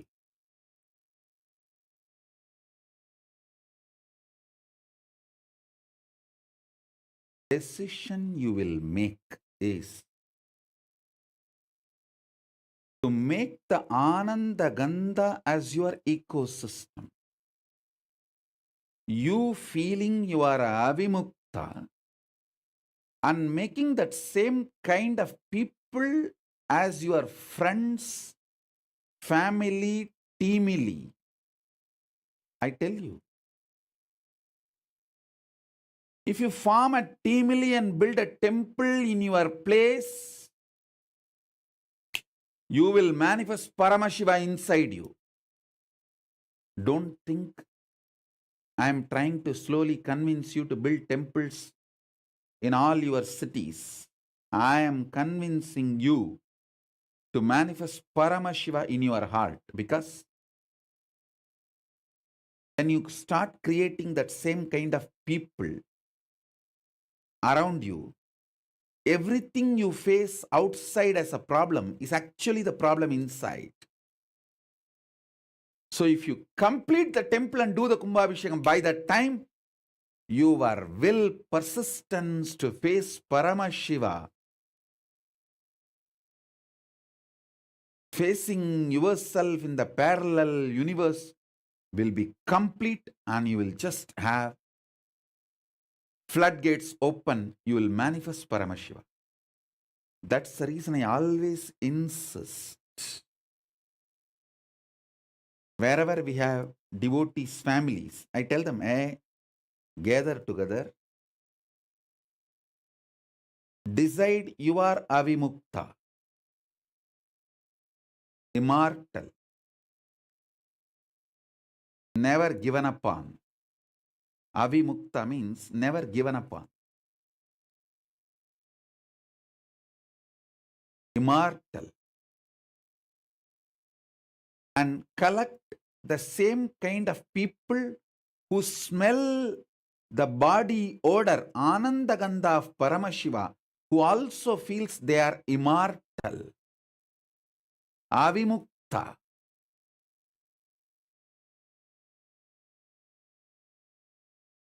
That kind of people will continuously remind you to have that highest will to face yourself in the parallel universe. If you all gather and build one Venkateshwara temple, by the time you complete the temple, all of you involved in the team will become rich like anything. If you all gather and decide to build a Shiva temple, by the time you complete the Shiva temple, all of you will start radiating enlightenment. If you decide to build Devi temple, by the time you complete, all of you will start manifesting powers. If you all gather together in every city, decide to build Kailasa, you will have everything, because Kailasa has all gods, from Ganapati, Vishnu, Subramanya, Shakti, Paramashiva, Grahas, everyone.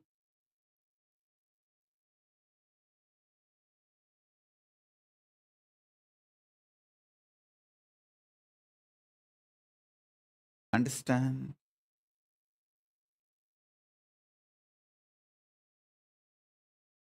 Maha Tripura Sundari is your decision to be out of delusion. The ultimate possibility is invoked in you. Maha Tripura Sundari is the ultimate possibility. She is invoked in you the moment you decide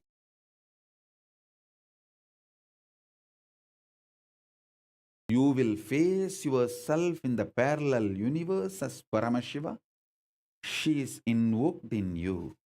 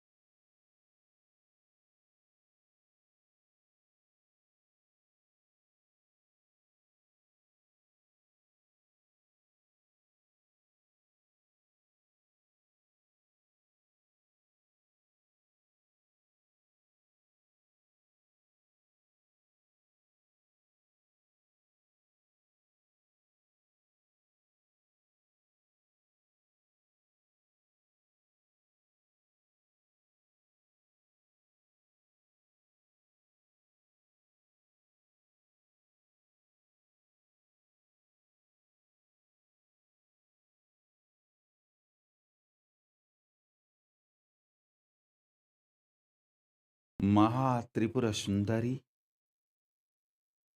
is the possibility to be out of delusion.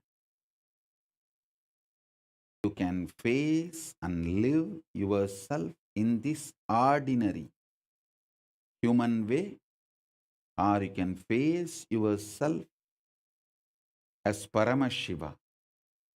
If you decide to face yourself as Paramashiva, you invite, welcome, invoke Maha Tripura Sundari in your life.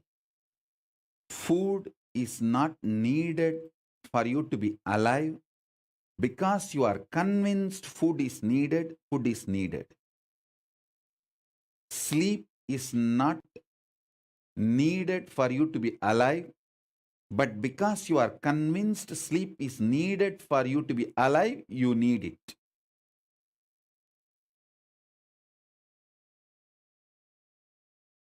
Whatever you are already convinced is needed for you to be alive, you need all of that for you to be alive.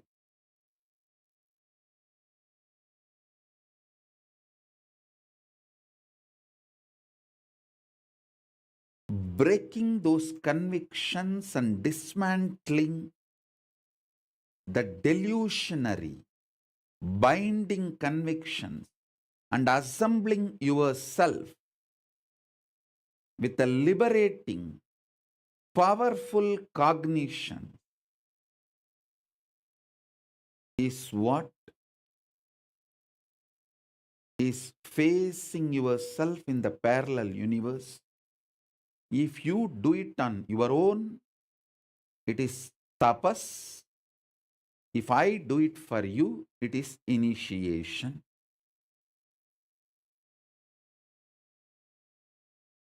I can do it for you. I don't need anything from you. Just sit with me. That's enough. I'm a very powerful bioengineer. I can engineer your whole bioenergy. I'm a very powerful bioenergy engineer. Last few days, you would have seen in how many places that power of Paramashiva's Atmalinga. See, every time an Atmalinga stands in your palm erect fully, the bioenergy of Paramashiva is working inside you.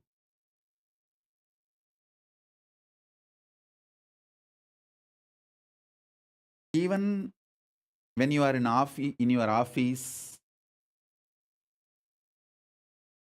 playfully do it. If you are bored of your work, tired of looking at the screen, just take few minutes off and put the Atmalinga. Remember to sit with me in the initiation space. It will just stand up. When it stands up, you will see your whole tiredness, boredom, everything disappears. Frustration, everything disappears. The bioenergy of Paramashiva from Maha Kailasa is directly showering on you. The Maha Tripura Sundari is manifesting in you. When the Atmalinga is standing erect in your hand, anything you ask, directly Paramashiva responds, represents.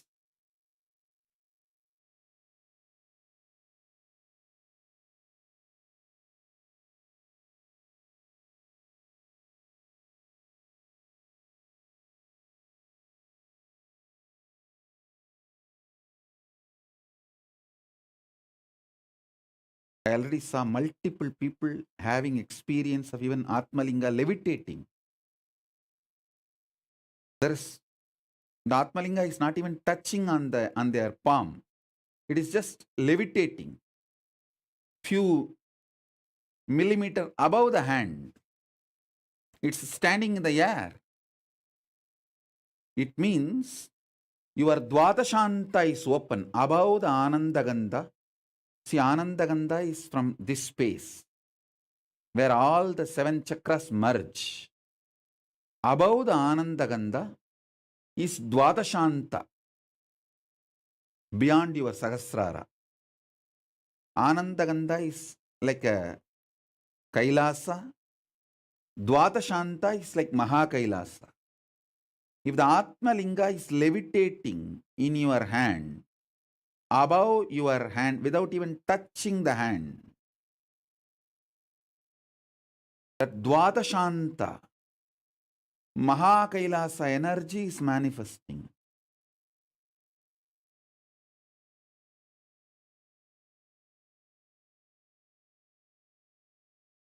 It's too simple. Too simple. Simple decision.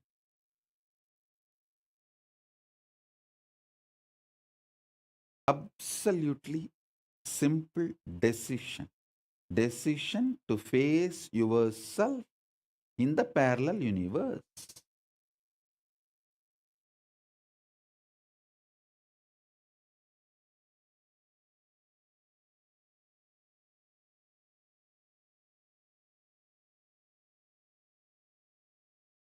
Constructing the powerful cognitions with the will to face yourself in the parallel universe is Mahatripura Sundari.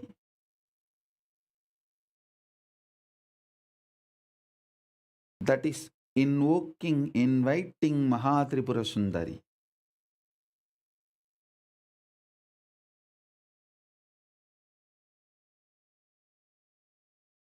This is the first dimension of Mahatripura Sundari. I'm going to give few more initiations on Mahatripura Sundari. Today I wanted to give the introduction on manifesting Mahatripura Sundari.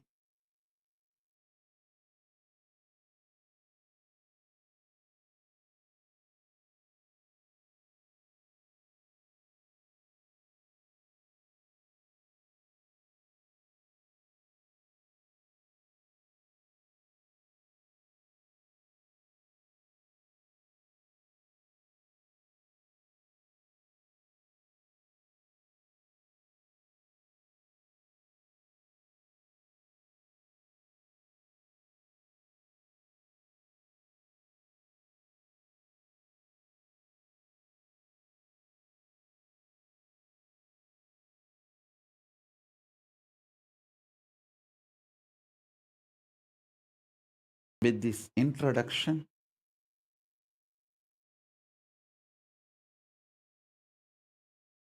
I'll give you a few minutes to get ready for initiation.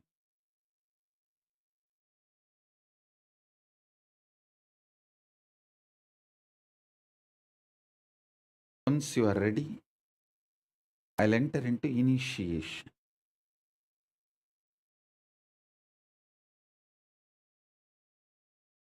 Initiation is the time I do the work for you. You just sit with me, that's enough. I'll do it for you.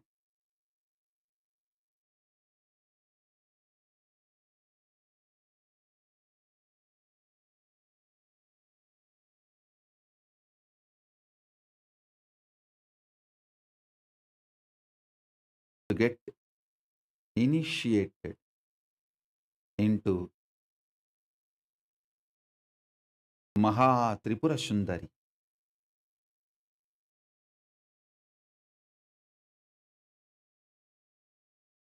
I'll bow down to Maha Ganapati. With his permission,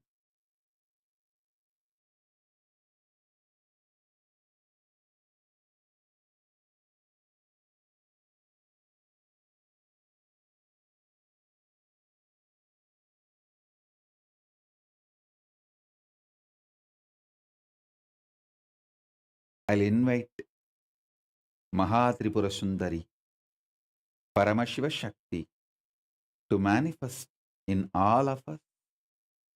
Om, Om, Om, Om. Now I'll start the initiation. Just keep the Atmalinga in your hand, palms, and sit. You don't need to close your eyes. Just have the darshan of this Meru.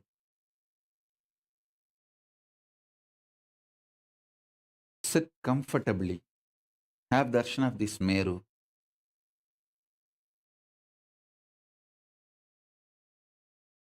Mahatripura Sundari is invoked in you through Panjadashi, 15 syllable, Shodasi, 16 syllable, powerful conscious visualization. All the three put together. Parabrahma Swarupini Mahasaraswati, Parandama Swarupini Mahalakshmi, Paramashiva Swarupini Paramashakti. All the three put together is Mahatripura Sundari. Now, through Panjadasi, Shodasi, and conscious visualization, using all the three, I'll request Mahatripura Sundari, Paramashiva Shakti, to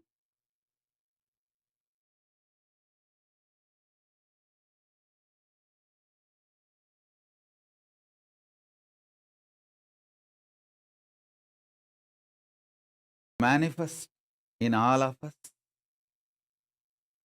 Paramashiva Shakti, Mahatripura Sundari, manifest in all of us and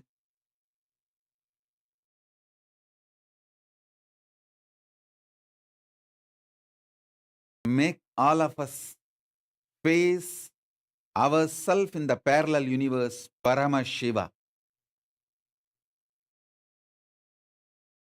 Paramashiva Shakti, Paramashiva Shakti, Paramashiva Shakti.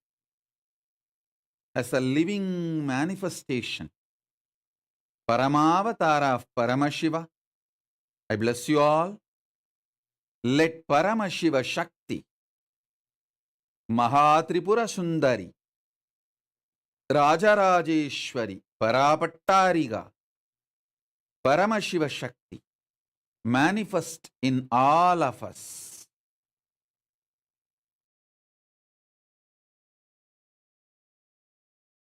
Om Shri Mahaganapataye Namaha Om.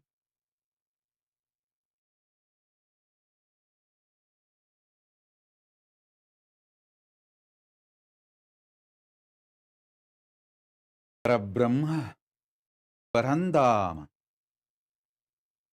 Rudra Paramarudra, Ishana Parameshana, Sadashiva, Paramashiva, Mahakameshwari Sameda Mahakameshwara, Paramashiva Shakti Sameda Paramashiva, Mahatripura Sundari, Parapattariga Rajarajeshwari. Om, Om, Om.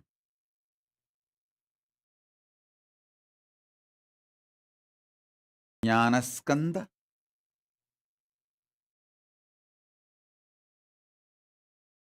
Om, Om, Om, Om.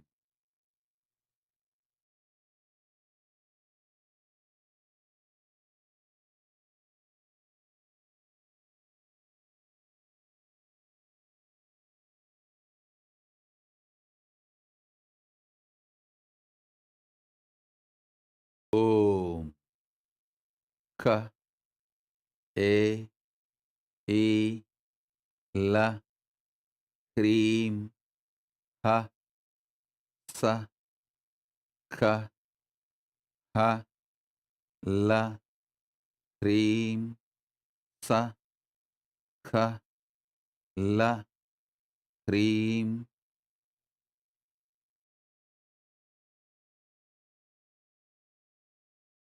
These vibrations are the vibration of the cosmic DNA. You will experience this now through your Atmalinga, inside your very DNA, bioenergy, biomemory, and muscle memory. Om, Om, Om.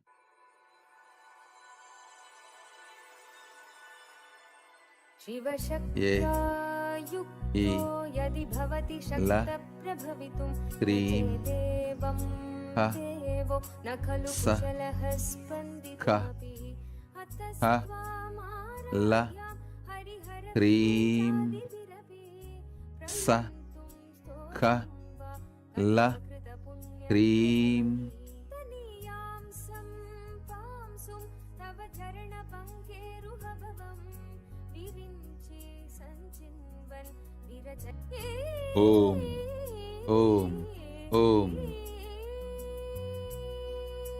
Om, Om, Om, Om, Om. शुद्ध्यैनं भजति भासितो धूलनविधिम्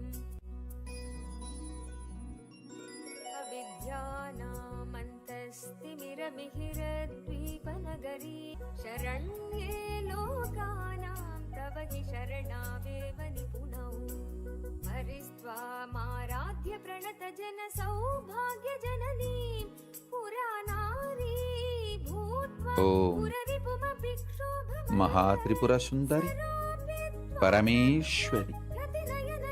Om, Om, Om, Om.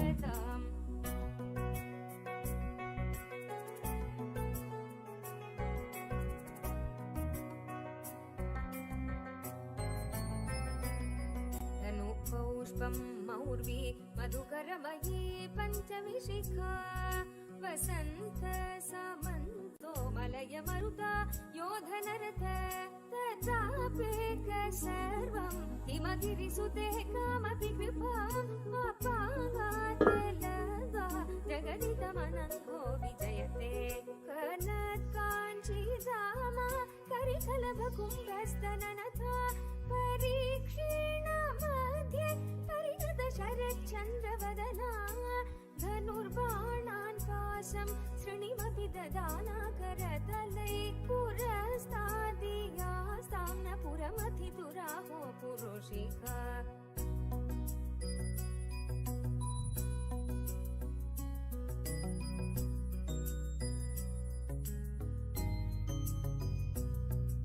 सुधा सिन्धोर्मध्ये सुरविडविवाटी परिवृते मणिद्वीपे नीपोपवनवती चिन्तामणिगृहे शिवाकारे मञ्चे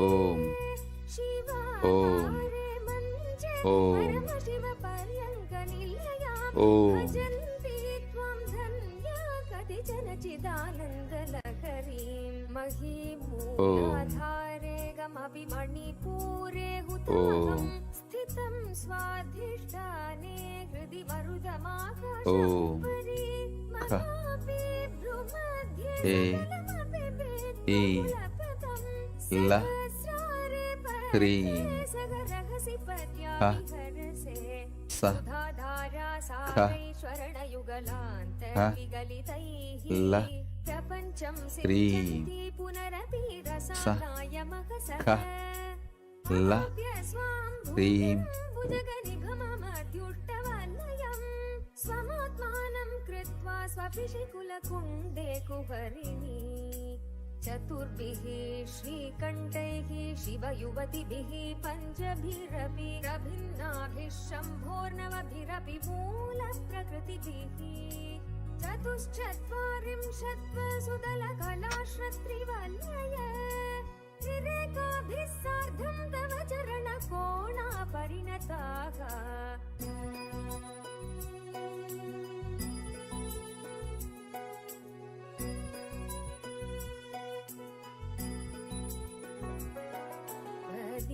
सुन्दरं सौन्दर्यं तु हि न गिरिकन्ये तुलयितुं कवीन्द्रा कल्पन्ते कथमपि विरिञ्च प्रभृतय यदा लोकौत्सुक्यादवरललनायान्ति मनसा तपोभिर्दुष्प्रापामपि गिरिशसायोज्य पदवीं नरं वर्षीयां नयनविरसं नर्मसुजडं तवापाङ्गलोके पतितमनुधावन्ति शतशः गलद्रेणीबन्धा कुचकलशमेश्वस्तशिक्षया हठात्कृत्य काञ्चो विगणितदुकूला युवतय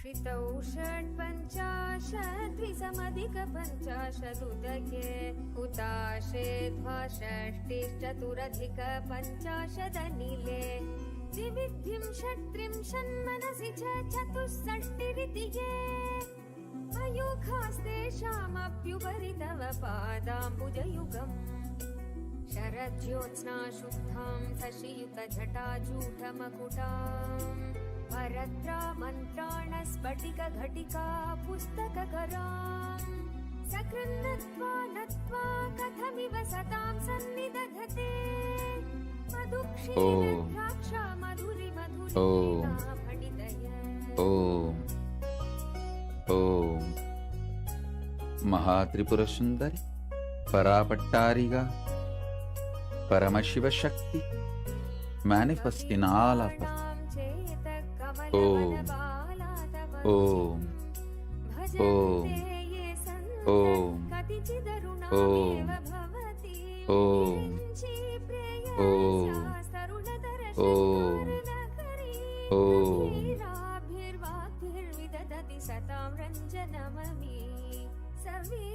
सवित्रीभिर्वाचां शशिमणिशिलाभङ्गरुचिभिः वशिन्याद्यभिस्त्वां सर्वजननि सञ्चिन्तयति भवति भङ्गिरुचिभिः वचोभिर्वाक्यैः वदनकमलमोदमधुरैः छायाभिस्ते तरुणधरणिभिः शरणिभिः एवं सर्वापूर्वीमरुणिमणिमतां स्मरति भवन्त्यस्य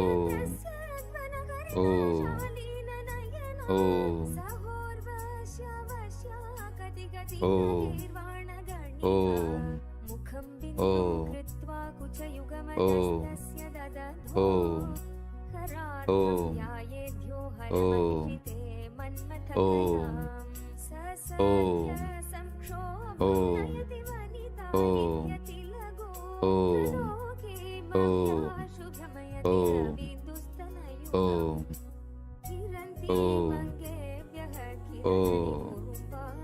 किरणिपुरुपामृतसंहृदि त्वामाधरन्ते हिमकरशिलामूर्तिनिलया ससर्पाणां दर्पं शमयति शुकुदाधिपयिव ज्वरप्लोष्टान् दृष्ट्या सुखयति सुधाधारशिरया तटिल्लेखा तन्वीं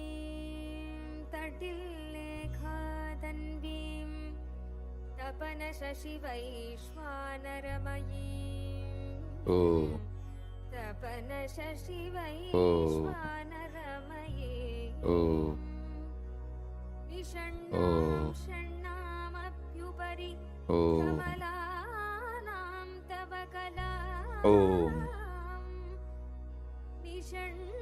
विषण्णां षण्णामप्युपरि कमलानां तव कलां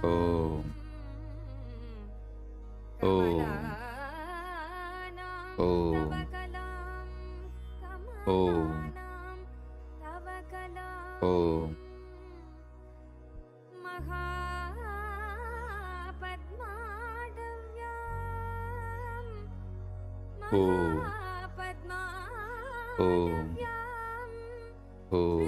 मुदितमलमायेन मनसा महान्तपश्यन्तो दधति विदातनूना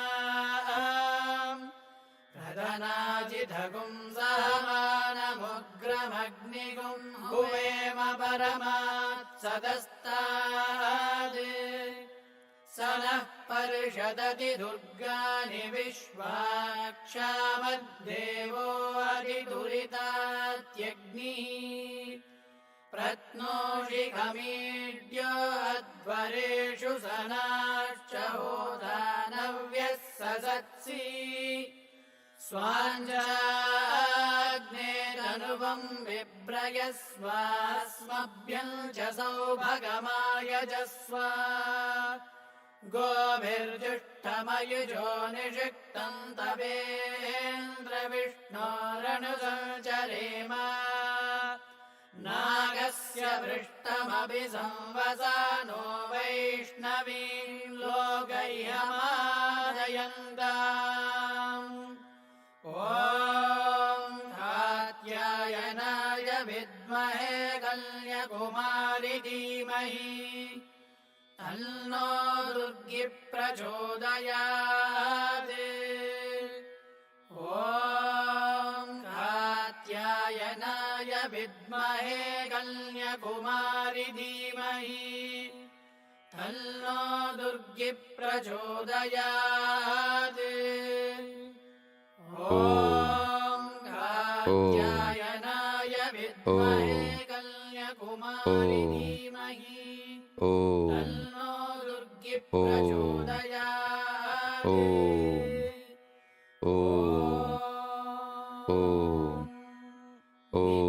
नित्यानन्दम्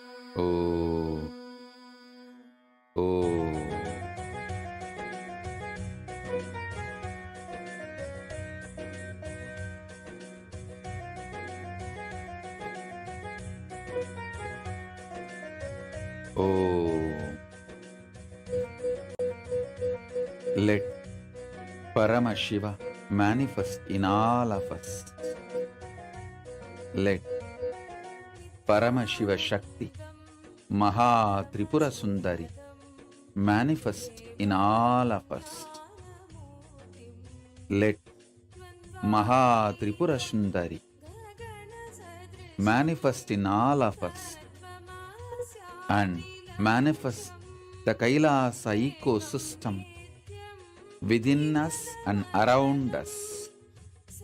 Paramashiva Shakti, Maha Tripura Sundari, Om Paramashiva Shakti, Maha Tripura Sundari, manifest in all of us.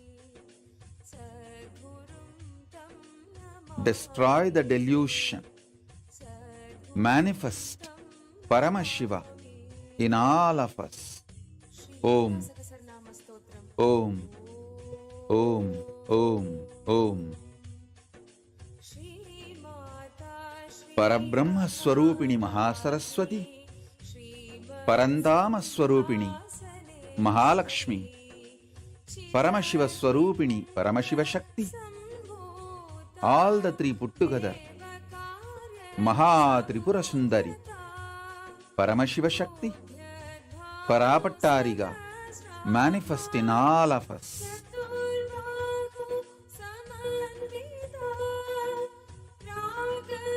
Om, Om. Let Maha Kailasa manifest in all of us. Let Maha Kailasa manifest inside and outside us. Om, Om, Om. Mahatripura Sundari Parapattariga. Om, Om, Om.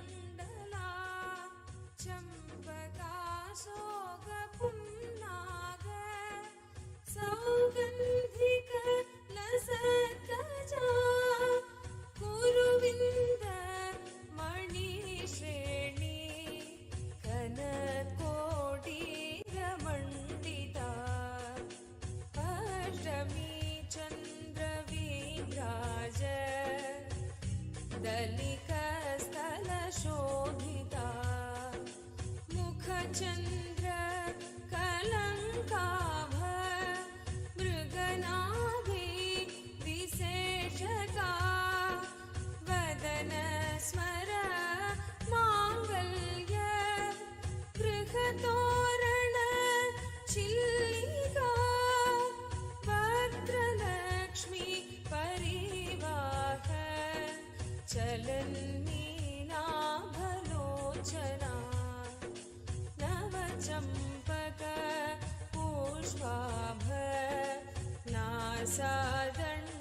नासादण्डविराजिता ताराकान्ति तिरस्कारी नासाभरण भासुरा Kadamba Manjari clipped Karnapur मनोहरा ताटङ्क युगलीभूत तपनोडुप मण्डला पद्मराग शिलादर्श परिभावी कपोलभू नवविद्रुम बिम्बश्री न्यकाली रदनचदा शुद्ध विद्या कुराकार विजपङ्क्ति वयोज्वला कर्पूर पीठिका मोद समाकर्षि दिगन्तरा निज सल्लाप माधुर्य निर्बस्तित कच्छपि मन्दस्मित प्रभापूर मज्जत्कामेश मानसा अनाकलित सादृश्य चिबुकश्री विराजिता कामेशबद्ध माङ्गल्य सूत्रशोभित कन्धरा कनकाङ्गद केयूर कमनीय भुजान्विता रत्नग्रैवेय चिन्ताक लोलमूता फलान्विता कामेश्वर प्रेमरत्न मणि प्रतिपणस्तनी नाभ्यालवाल रोमाली लता फलकुचद्वयी अक्षरोम लताधारता समुन्नेय मध्यमा स्तनभार दलन्मध्य पट्टबन्ध बलित्रया अरुणारुण कौसुम्भ वस्त्रभास्वत् कटितटी रत्नकिङ्किणीकारम्य रसनादामभूषिता कामेश ज्ञात सौभाग्य मार्धवोरुद्वयान्विता माणिक्य मुकुटाकार जानुद्वय विराजिता इन्द्रगोप परिक्षिप्त स्मरतु नाभ जन्धिका भूण्डगुल्फा कूर्मभृष्ट जयिष्णु प्रपदान्विता नखदीधिति संजन्न नमज्जनतमो गुणा पदद्वय प्रभाजाल पराकृत सरोरुहा सिञ्चान मणिमञ्जीर मण्डित श्रीपदाम्बुजा मराली मन्दगमना महालावण्यसेवधी सर्वारुणानवद्याङ्गी सर्वाभरणभूषिता शिवकामेश्वर पङ्कस्था शिवा स्वाधीनवल्लभा सुमेरुमध्य शृङ्गस्था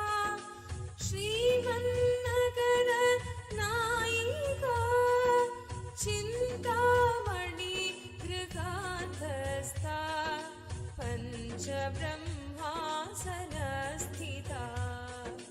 महापद्माटवी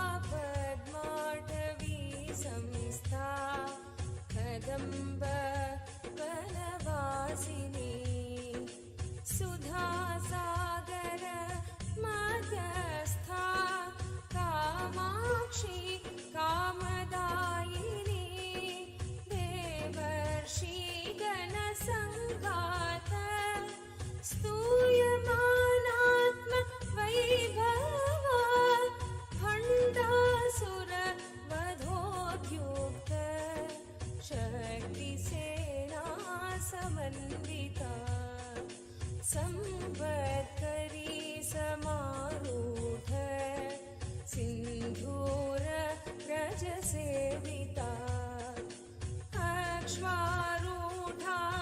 अक्ष्मारूढाधीष्टाश्च कोटिकोटिभिरावृता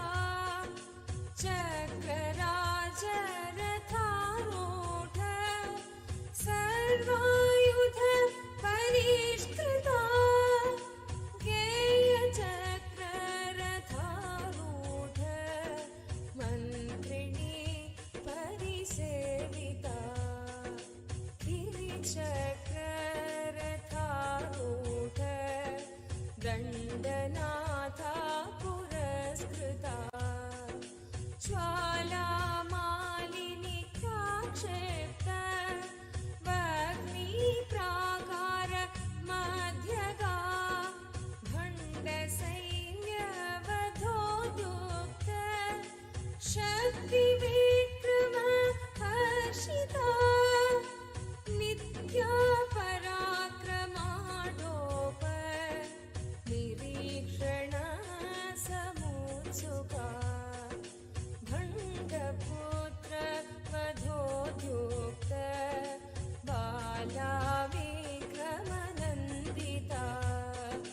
मन्त्रिण्यं वा विरचित विशङ्क वधतोषिता विशुक्र प्राणहरण वाराही वीर्यनन्दिता कामेश्वर मुखालोक कल्पित श्रीगणेश्वरा Mahaganesh निर्भिन्न विघ्नयन्त्र प्रकर्षिता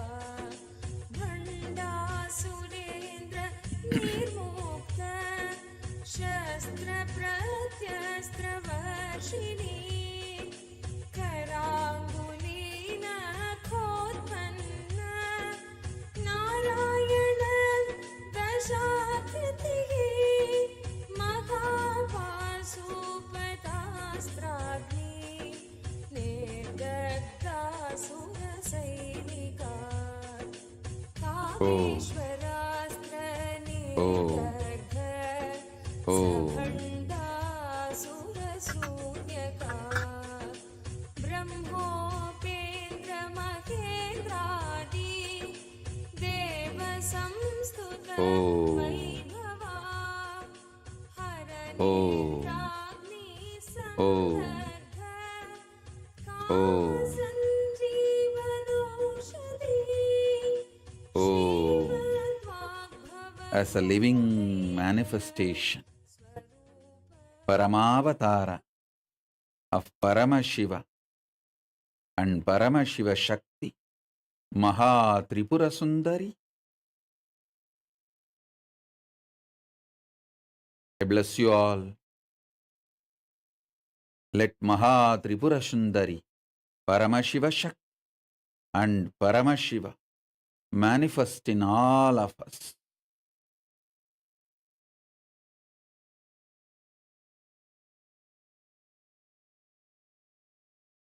Oh, let's all radiate with integrity, authenticity, responsibility, enriching, causing, living Shuddhadvaita Saivam Paramadvaitam, the state, space, powers, being, superconsciousness, and Kailas of Paramashiv. Paramashivoham. Om Nithyananda Paramashivoham. Eternal bliss, Nithyananda. Thank you. Be blissful.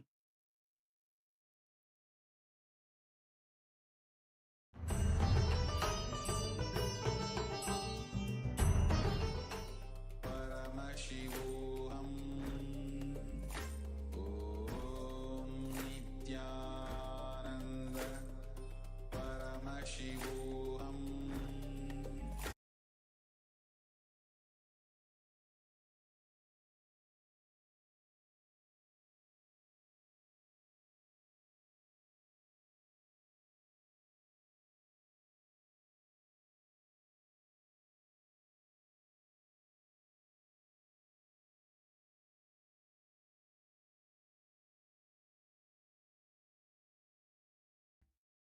Nithyanandam, Jnanapatati Manual, under the guidance of Supreme Pontiff of Hinduism, Jagadguru Mahasannidhanam, His Divine Holiness, Bhagavan Nithyananda Paramashivam. Let's start with the Sadguru Vandanam.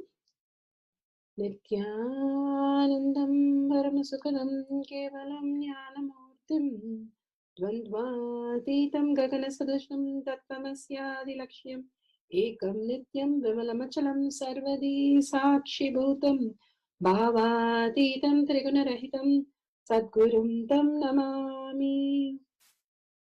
Let's go through the disclaimers.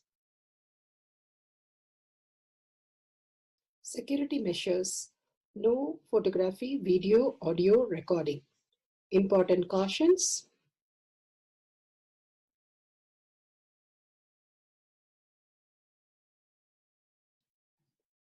Please be aware of the important cautions.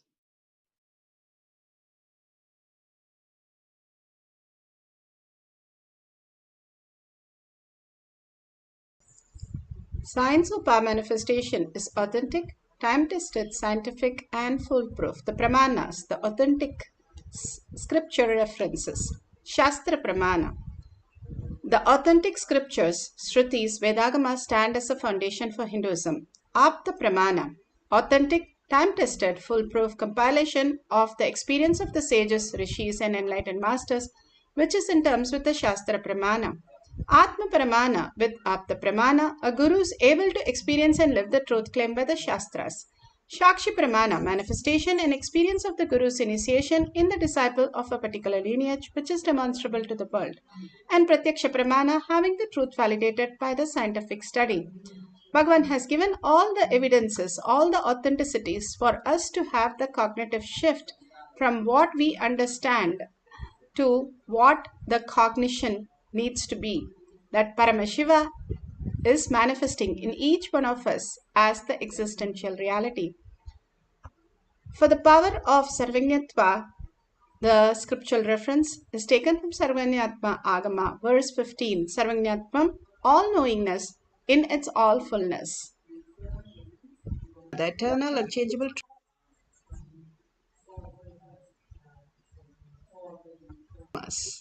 This is from the Sarvanyatma Agama, verse 15.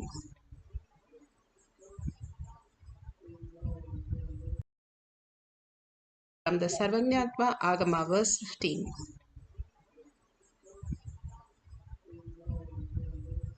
The power of quantum memory is taken from the Sarvojnanottara Agama, verse 15.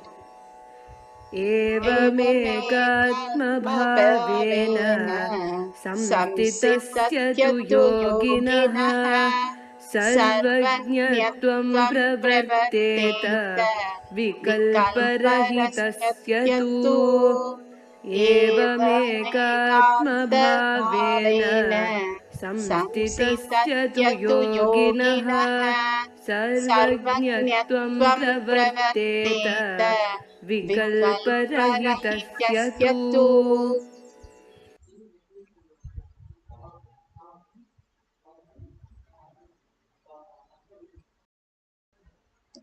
Bhagavan Paramashiva beautifully says, within such a yogi who established himself in absolute non-dual oneness with Lord Shiva and who keeps himself free from all sorts of differentiating notions, the exalted supreme power of all-knowing Sarvagnyatvam gets unfolded in its all fullness.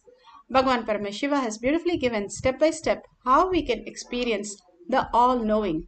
All that we know is only from our length, breadth, depth, what we learn from the five senses.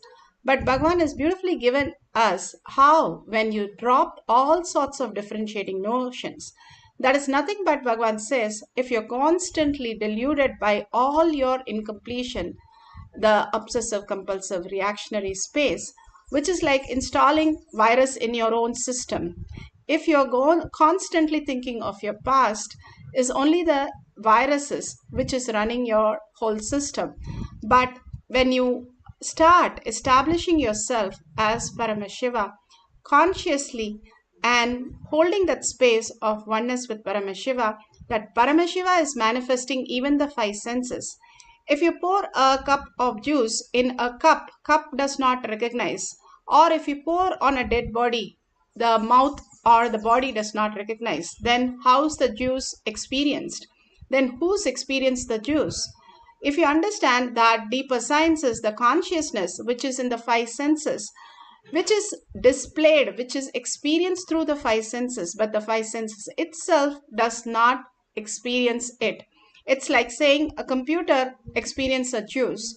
No, computer can show, demonstrate, even show a video on how they experience it. But computer does not experience. Only it shows how it can be felt. Same way, Bhagavan beautifully says how when you establish in Paramashiva, again and again and again, the things that you attract is all auspiciousness, right people with the same right context will start getting attracted to you in the same way. And Paramashiva is beautifully manifesting in your life more and more auspiciousness, abundance, and bliss. And all the all-knowing simply downloads in you. Now science is clearly saying how each cell, like Upanishad says, how the hair grows on a body, the same way the land has grass growing on it. How we have the Jata Agni, which is digesting everything and creating energy for our body. Same way the sun is creating all the energy in the planet Earth. Same way how we have 70% water, the planet Earth has 70% water. Everything in the microcosm is projected as macrocosm. So once you establish in the space of Paramashiva, you know how these things function in your body. You will know how to manifest and control or whatever you want to do with the outer world. Here Bhagavan beautifully says how Mahishashura Mardini, and the Mahishashura was a demon and he was hurting all the asuras. Again and again he was having a big problem for the asuras. Devas was having a huge problem because the asura was constantly hurting the devas. And Mahishashura Mardini took place that she removed that and gave a breakthrough to the devas so that they can live in very beautiful, peaceful way. And again, such clear story. This is not some mythology. It is clear story. Even if you go to Swarga, even if you're in other lokas, it's because of your punya. Only if you establish on Paramashiva, you will be attracted towards Kailasha. Otherwise, once the punya is over, you will come back to Bhuloka or even go to the down other lokas where it is even more torturous. Again and again, all the asuras is being removed by Paramashiva when we establish ourselves in the space of Paramashiva. Only when we establish, we don't attract all these other elements. It is like others are nothing but our own self and how we see in the mirror, and we correct ourselves, the mirror corrects itself. Same way, when we are in the space of Paramashiva, who we attract, who we speak, who we relate, all of them also starts experiencing that space and manifest such a beautiful space for us to relate with them. Here Bhagavan beautifully speaks on how to manifest the deeper truth.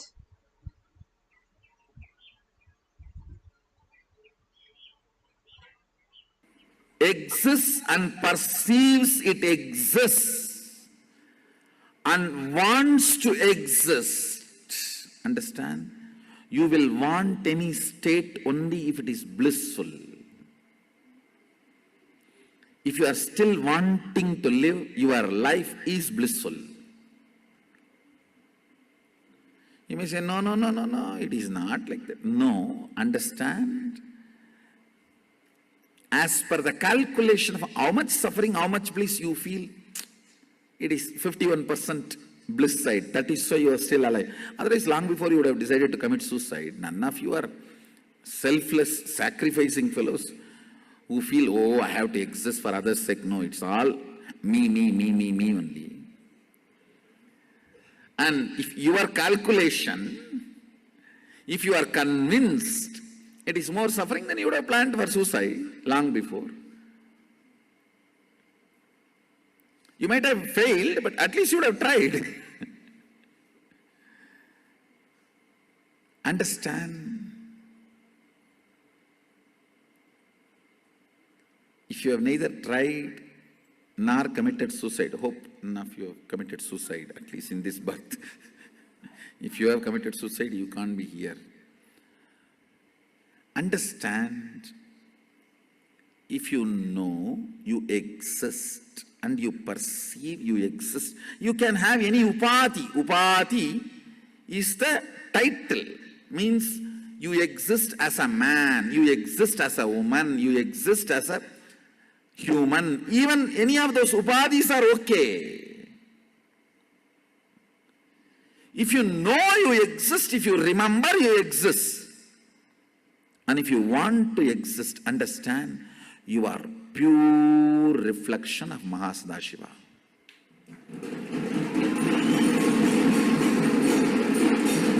The conclusion you need to come about you is Mahasadaşiva. I tell you.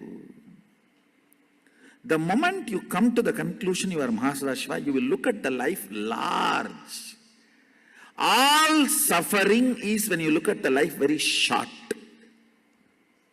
You want wealth, that is not at all a problem. But you want it in next 24 hours. That is where the problem. Why you want it in next 24 hours? Because you strongly believe you have only few more years to live.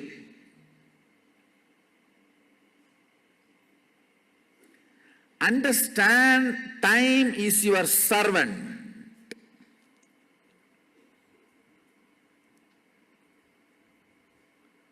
You have enough time. I tell you, what I am talking is not consolation. It is a strategy.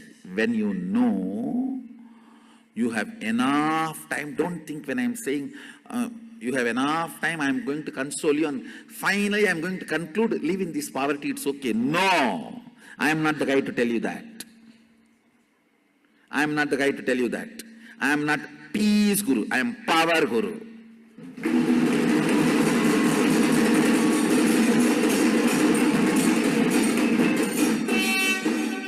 Come, settle down to this understanding.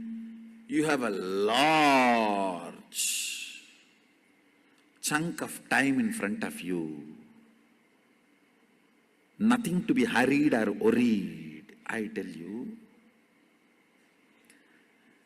your very breathing and the vibration of the life and frequency will become intense. You will start having matured conversation with you and with life. I tell you, having matured conversation with you is creating Satya Sankalpa. Having matured conversation with life is right prayer. Prayer is nothing but having matured conversation.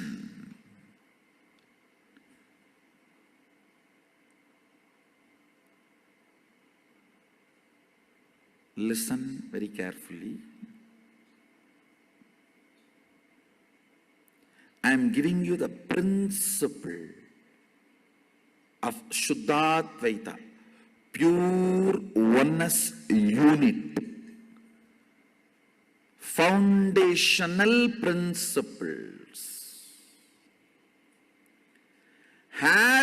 Once you start having matured conversations with you, with life, with others, you will see life just makes everything as reality. All struggle starts with immature conversations with you, with others, with life, with principles of existence.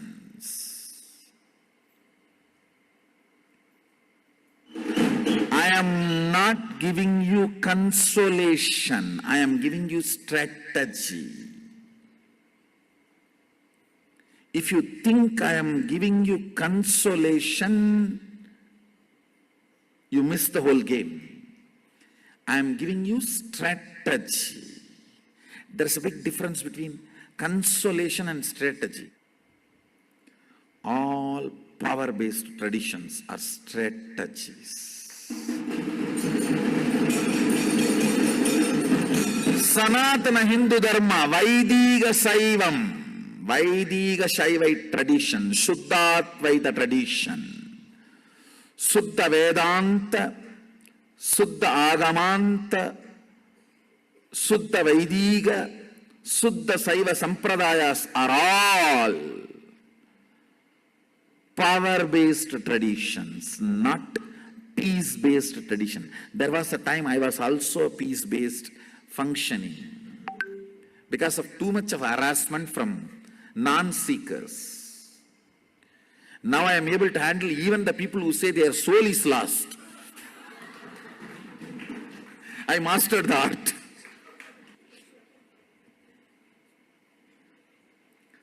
I am a power-based tradition, understand? Not peace-based tradition, understand? If faith is demanded from you, peace only they can deliver. If integrity is demanded from you, they will deliver powers. I demand integrity, I will deliver power to you. Allow me to shift your inner space, just support me. Decide, hey, my existence cannot change, my upadhis can change. I exist as woman can change, I exist as man can change, I exist as human can change, I exist as young can change, I exist as old can change, I exist cannot change. Upadhi can change.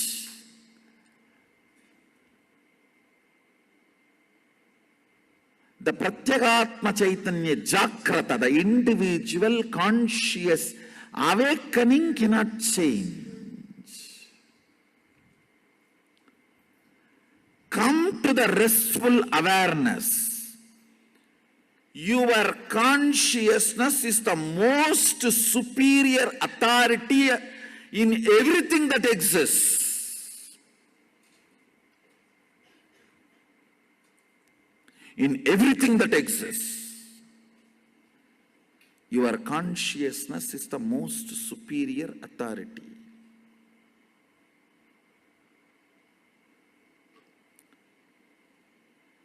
With that understanding, decide to have a matured conversation with you. That is called completion.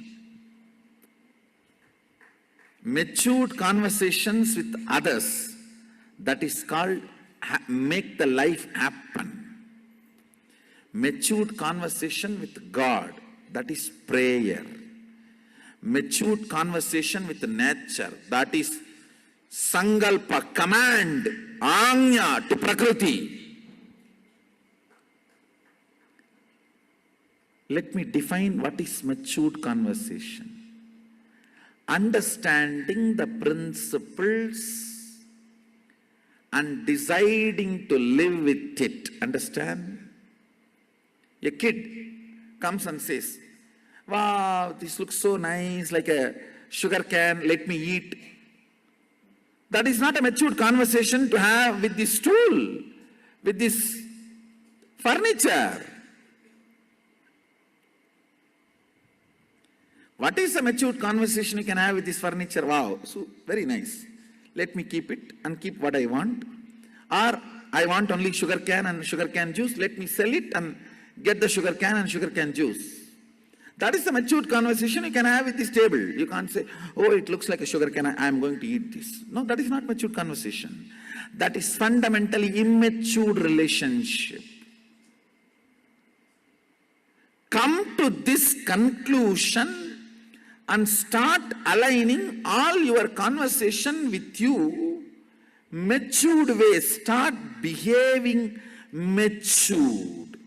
Start thinking matured. I am not saying you are not going to have what you want to have. I tell you, you are going to have much more than what you want to have. That will stay with you stably with this matured relationship and cognition. Beautifully, Bhagwan explained how the matured cognition shift will make us have the breakthrough in solution. Let's go to the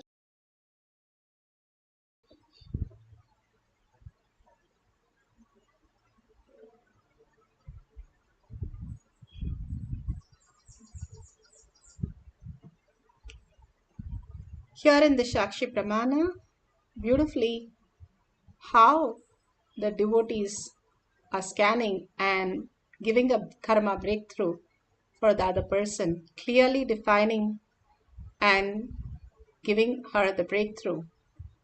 And answering it right here live in Shakti Aviskarna. The benefit of manifesting third eye solution. When you give a karmic breakthrough for others through the Shakti, you also experience a karmic breakthrough because they are your very reflection of you. Manifesting the Shakti makes you more grounded and more decisive. It helps you manifest more wealth because it puts you in the space of always engaging with life. So I request Mom Rigapatika to share. Thank you. So this is what Swamiji showed through the third eye. Nithyananda Ma, actually Swamiji showed me that you want very much to experience the magical dimension of life. You know, when we are manifesting powers, you want to feel that magical feeling. You know, to see when Shaktis manifest is like, oh wow, there's something totally out of the ordinary life that we know as reality. You want very much to experience that, but then deep down inside you, there's a doubt in you that, you know, maybe this is not for you. It is only for those who are gifted or those who are more special. But this is not the case. Swamiji says, there is no incompletion in you. All you need to do is to simply keep manifesting. Because the more you manifest the Shaktis, the more the frequency of your consciousness change, you'll be able to get so much more powerful clicks and connections. So it is just your willingness to be comfortable with the unknown, which means it is only your decision to whether you decide, okay, I will sit and I will allow Swamiji to manifest through this body. And this way, this is when you will start to see more and more miracles. Actually, not miracles. You'll start to see more and more wondrous happenings, you know, when the Shaktis manifest, and it will help greatly in also your self-confidence. Yes, this is what Swamiji is showing. Thank you. Ma, you have anything to say with what was being revealed? I very much connect with what I was just told by Swamiji. It's very accurate.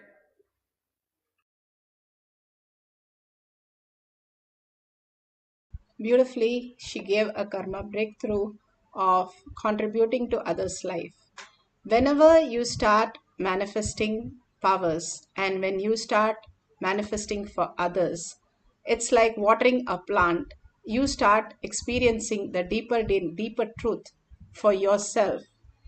And again, Bhagavan Paramashiva is showing us how we can experience the deeper reality in us.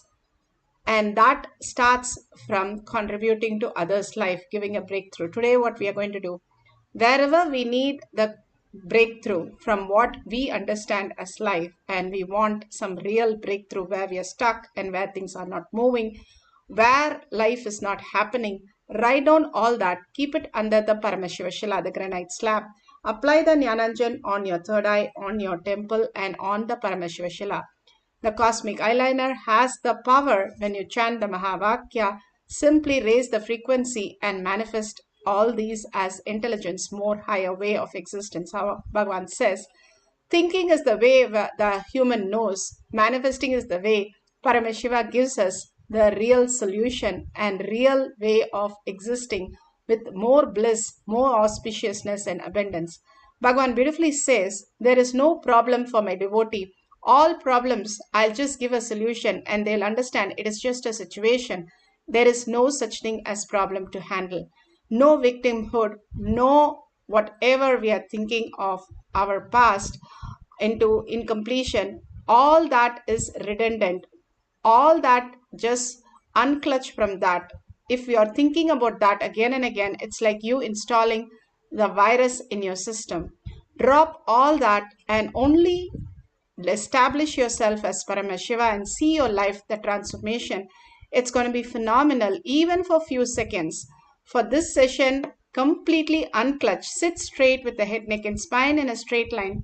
Bring Paramashiva to your third eye. Sit with 25 heads, 75 eyes and 50 hands. Clearly establish yourself that Paramashiva is real, consciousness is real. For a few minutes, I'm going to go into the deep space of Paramashiva.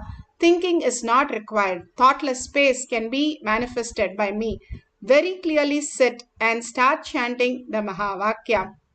The more and more we start chanting the Mahavakya, the deeper and deeper truth gets revealed in us. The more listening in us starts transforming us into the higher dimensions, manifesting the power of Sarvangatva. Just whatever the breakthrough solution, discovery, invention, wherever we are stuck will simply start showing us. And if you're doing for others, you can write down the detail and share it at the end of the session. So let's start chanting the Mahavakya. Put away your gadgets for a few minutes. All of us collectively, let's only chant the Mahavakya with a deep listening, bringing a thoughtless space and connecting to Paramashiva in deep gratitude, in deep oneness. Continuously dissolving, disappearing into Paramashiva, completely becoming just Paramashiva for a few minutes, and let's experience the deep bliss.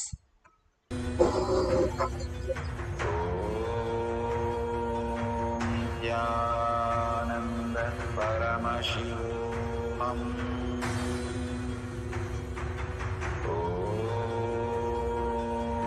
Nithyananda Paramashivoham.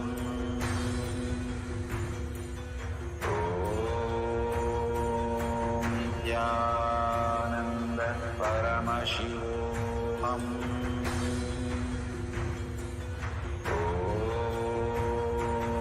Nithyananda Paramashivoham.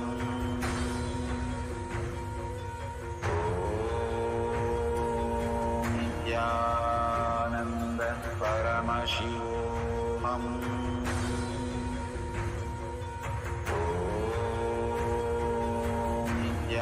Nithyananda Paramashivoham.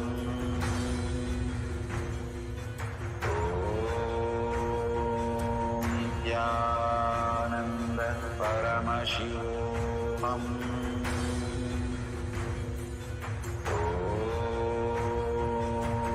Nithyananda Paramashivoham.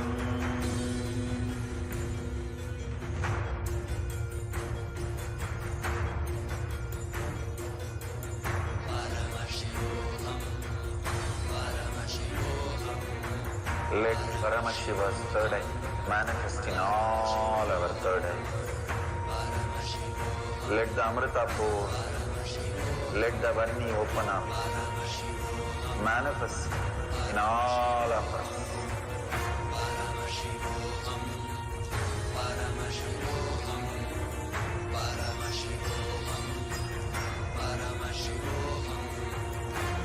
Paramashiva overflow, manifest the powers in all our third eye. Nithyananda Paramashivoham.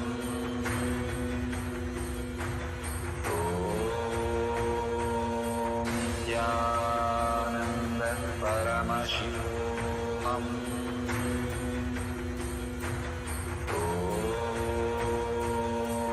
Nithyananda Paramashivoham.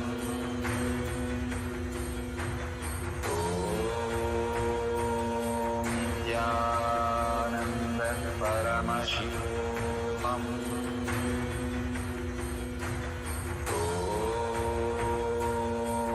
Nithyananda Paramashivoham.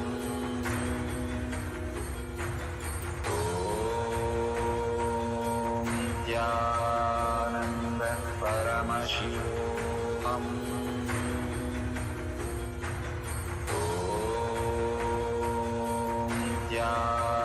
Nithyananda Paramashivoham. Nithyananda Paramashivoham.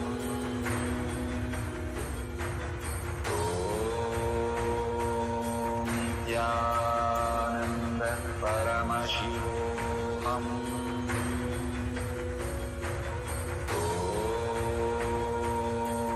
Nithyananda Paramashivoham.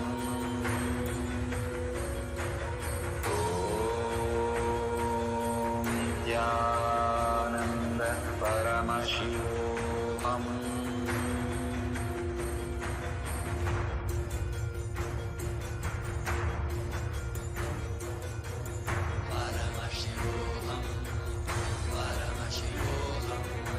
Let Paramashiva's third eye manifest in all our third eyes.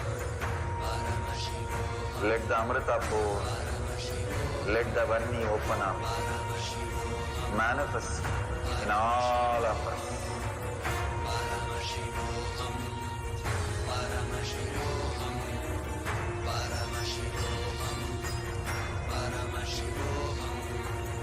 Let Paramashiva overflow, manifest the powers in all our third eye.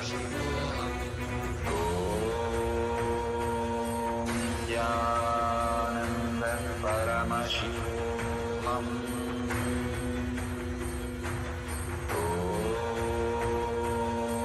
Nithyananda Paramashivoham.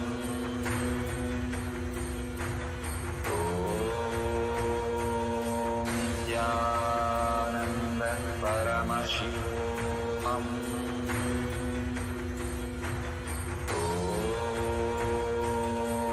Nithyananda Paramashivoham.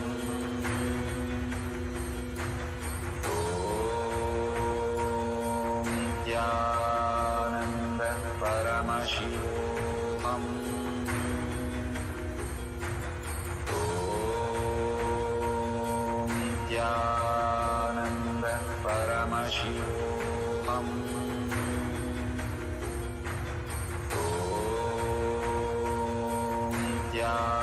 Nithyananda Paramashivoham.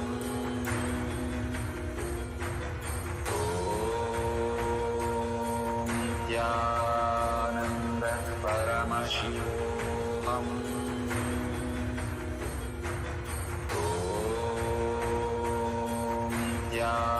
Nithyananda Paramashivoham.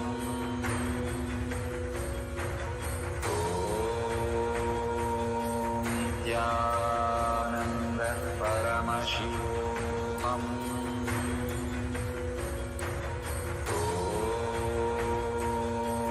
Nithyananda Paramashivoham.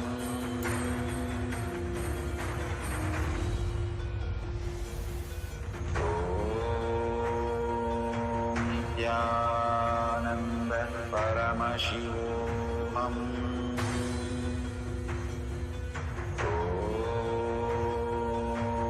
Nithyananda Paramashivoham. Om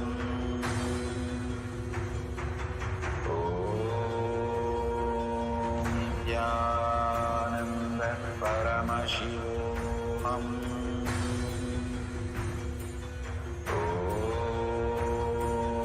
Nithyananda Paramashivoham.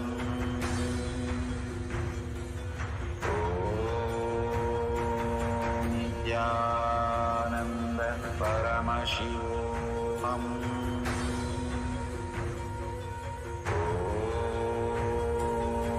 Nithyananda Paramashivoham. Om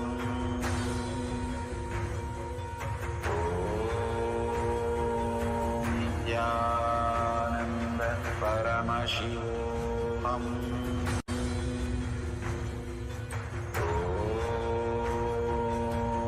Nithyananda Paramashivoham. Om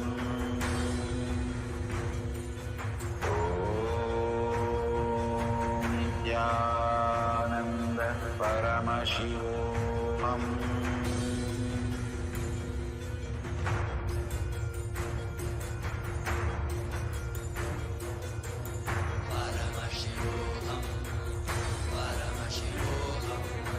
Let Paramashiva's third eye manifest in all our third eyes.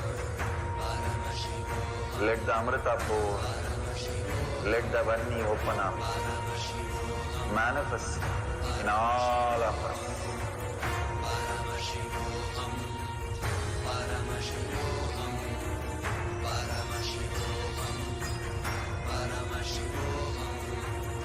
Let Paramashiva overflow, manifest the powers in all our third eye.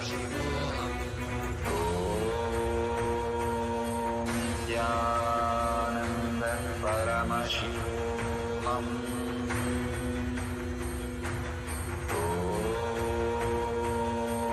Nithyananda Paramashivoham.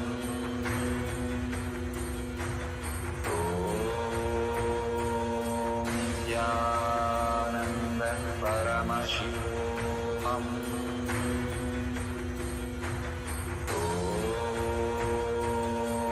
Nithyananda Paramashivoham. Om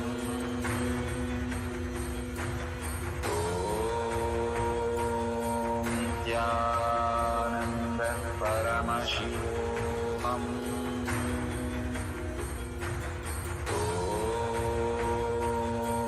Nithyananda Paramashivoham. Om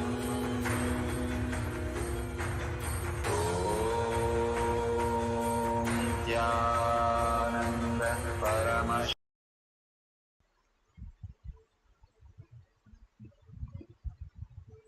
Slowly, very slowly, open your eyes. Whatever Paramashiva has shown as solution that you have written down, please go ahead, share with your partner, or you have written down. That's beautiful. Whatever you experience, your deep experience, go ahead and share in tinyurl.com/powermanifestation or in your social media. Why should I share? All that we receive, it's like a fruit from a tree. We take a mango fruit or papaya fruit from a tree and you pour water to the plant. You go on sharing, and what happens? It goes on multiplying and serving more and more people. That is all we do by sharing and causing others' reality, is for our own self to receive a beautiful space. Go on sharing and enriching and causing more people for yoga, puja, satsang, and power manifestation again and again, making them all live in the space Paramashiva is real. More and more when we enrich and cause our own self, they are nothing but our own reflection. We are causing our own self to the higher space. Bhagavan says, if you give breakthrough to 10 people, you have a breakthrough in that context, whether it's outer world or inner world. So go on sharing all this. Every day, all your posts are viewed by 100 to 1,000 of people, and simply they get transformed. Go on sharing and writing in your social media platform and tag it to your friends and family. Make sure you have the hashtag Paramashivoham Shakshi Pramana, hashtag Pa Manifestation, hashtag Kailasha, hashtag Nithyananda. With that, let's surrender all this powerful cognition, power manifestation at Bhagwan Lotus feet, thanking Bhagwan for all the gifts from Kailasha for each one of us every single day, making us experience more and more deeper oneness with Paramashiva. And thanking all of you who are following the Charyapada Guruvak is Life as manifesting the powers of Paramashiva every single day and continuously holding that space of Paramashiva throughout your life. Thank you so much, and thank you for sharing all this deeper truth in the social media. With that, we have come to the end of the session. Now let's end the session with the Purna Mantra. Let's sit straight with the head, neck and spine in a straight line. Bring Paramashiva to your third eye. Hold the powerful space. Paramashiva is real in my thought, word and action. Seeing everything, everyone as Paramashiva throughout my day. Hold that powerful space and chant the Purna Mantra. Om Purnamada Purnamidam Purna Purnamudashyate Purnasya Purnamataya Purnamevavashishyate. Om Shanti Shanti Shanti Hari Om Tat Sat Sarvam Bhagavate Sri Nithyananda Paramashivam Padukarpanamastu. Om Nithyanandam.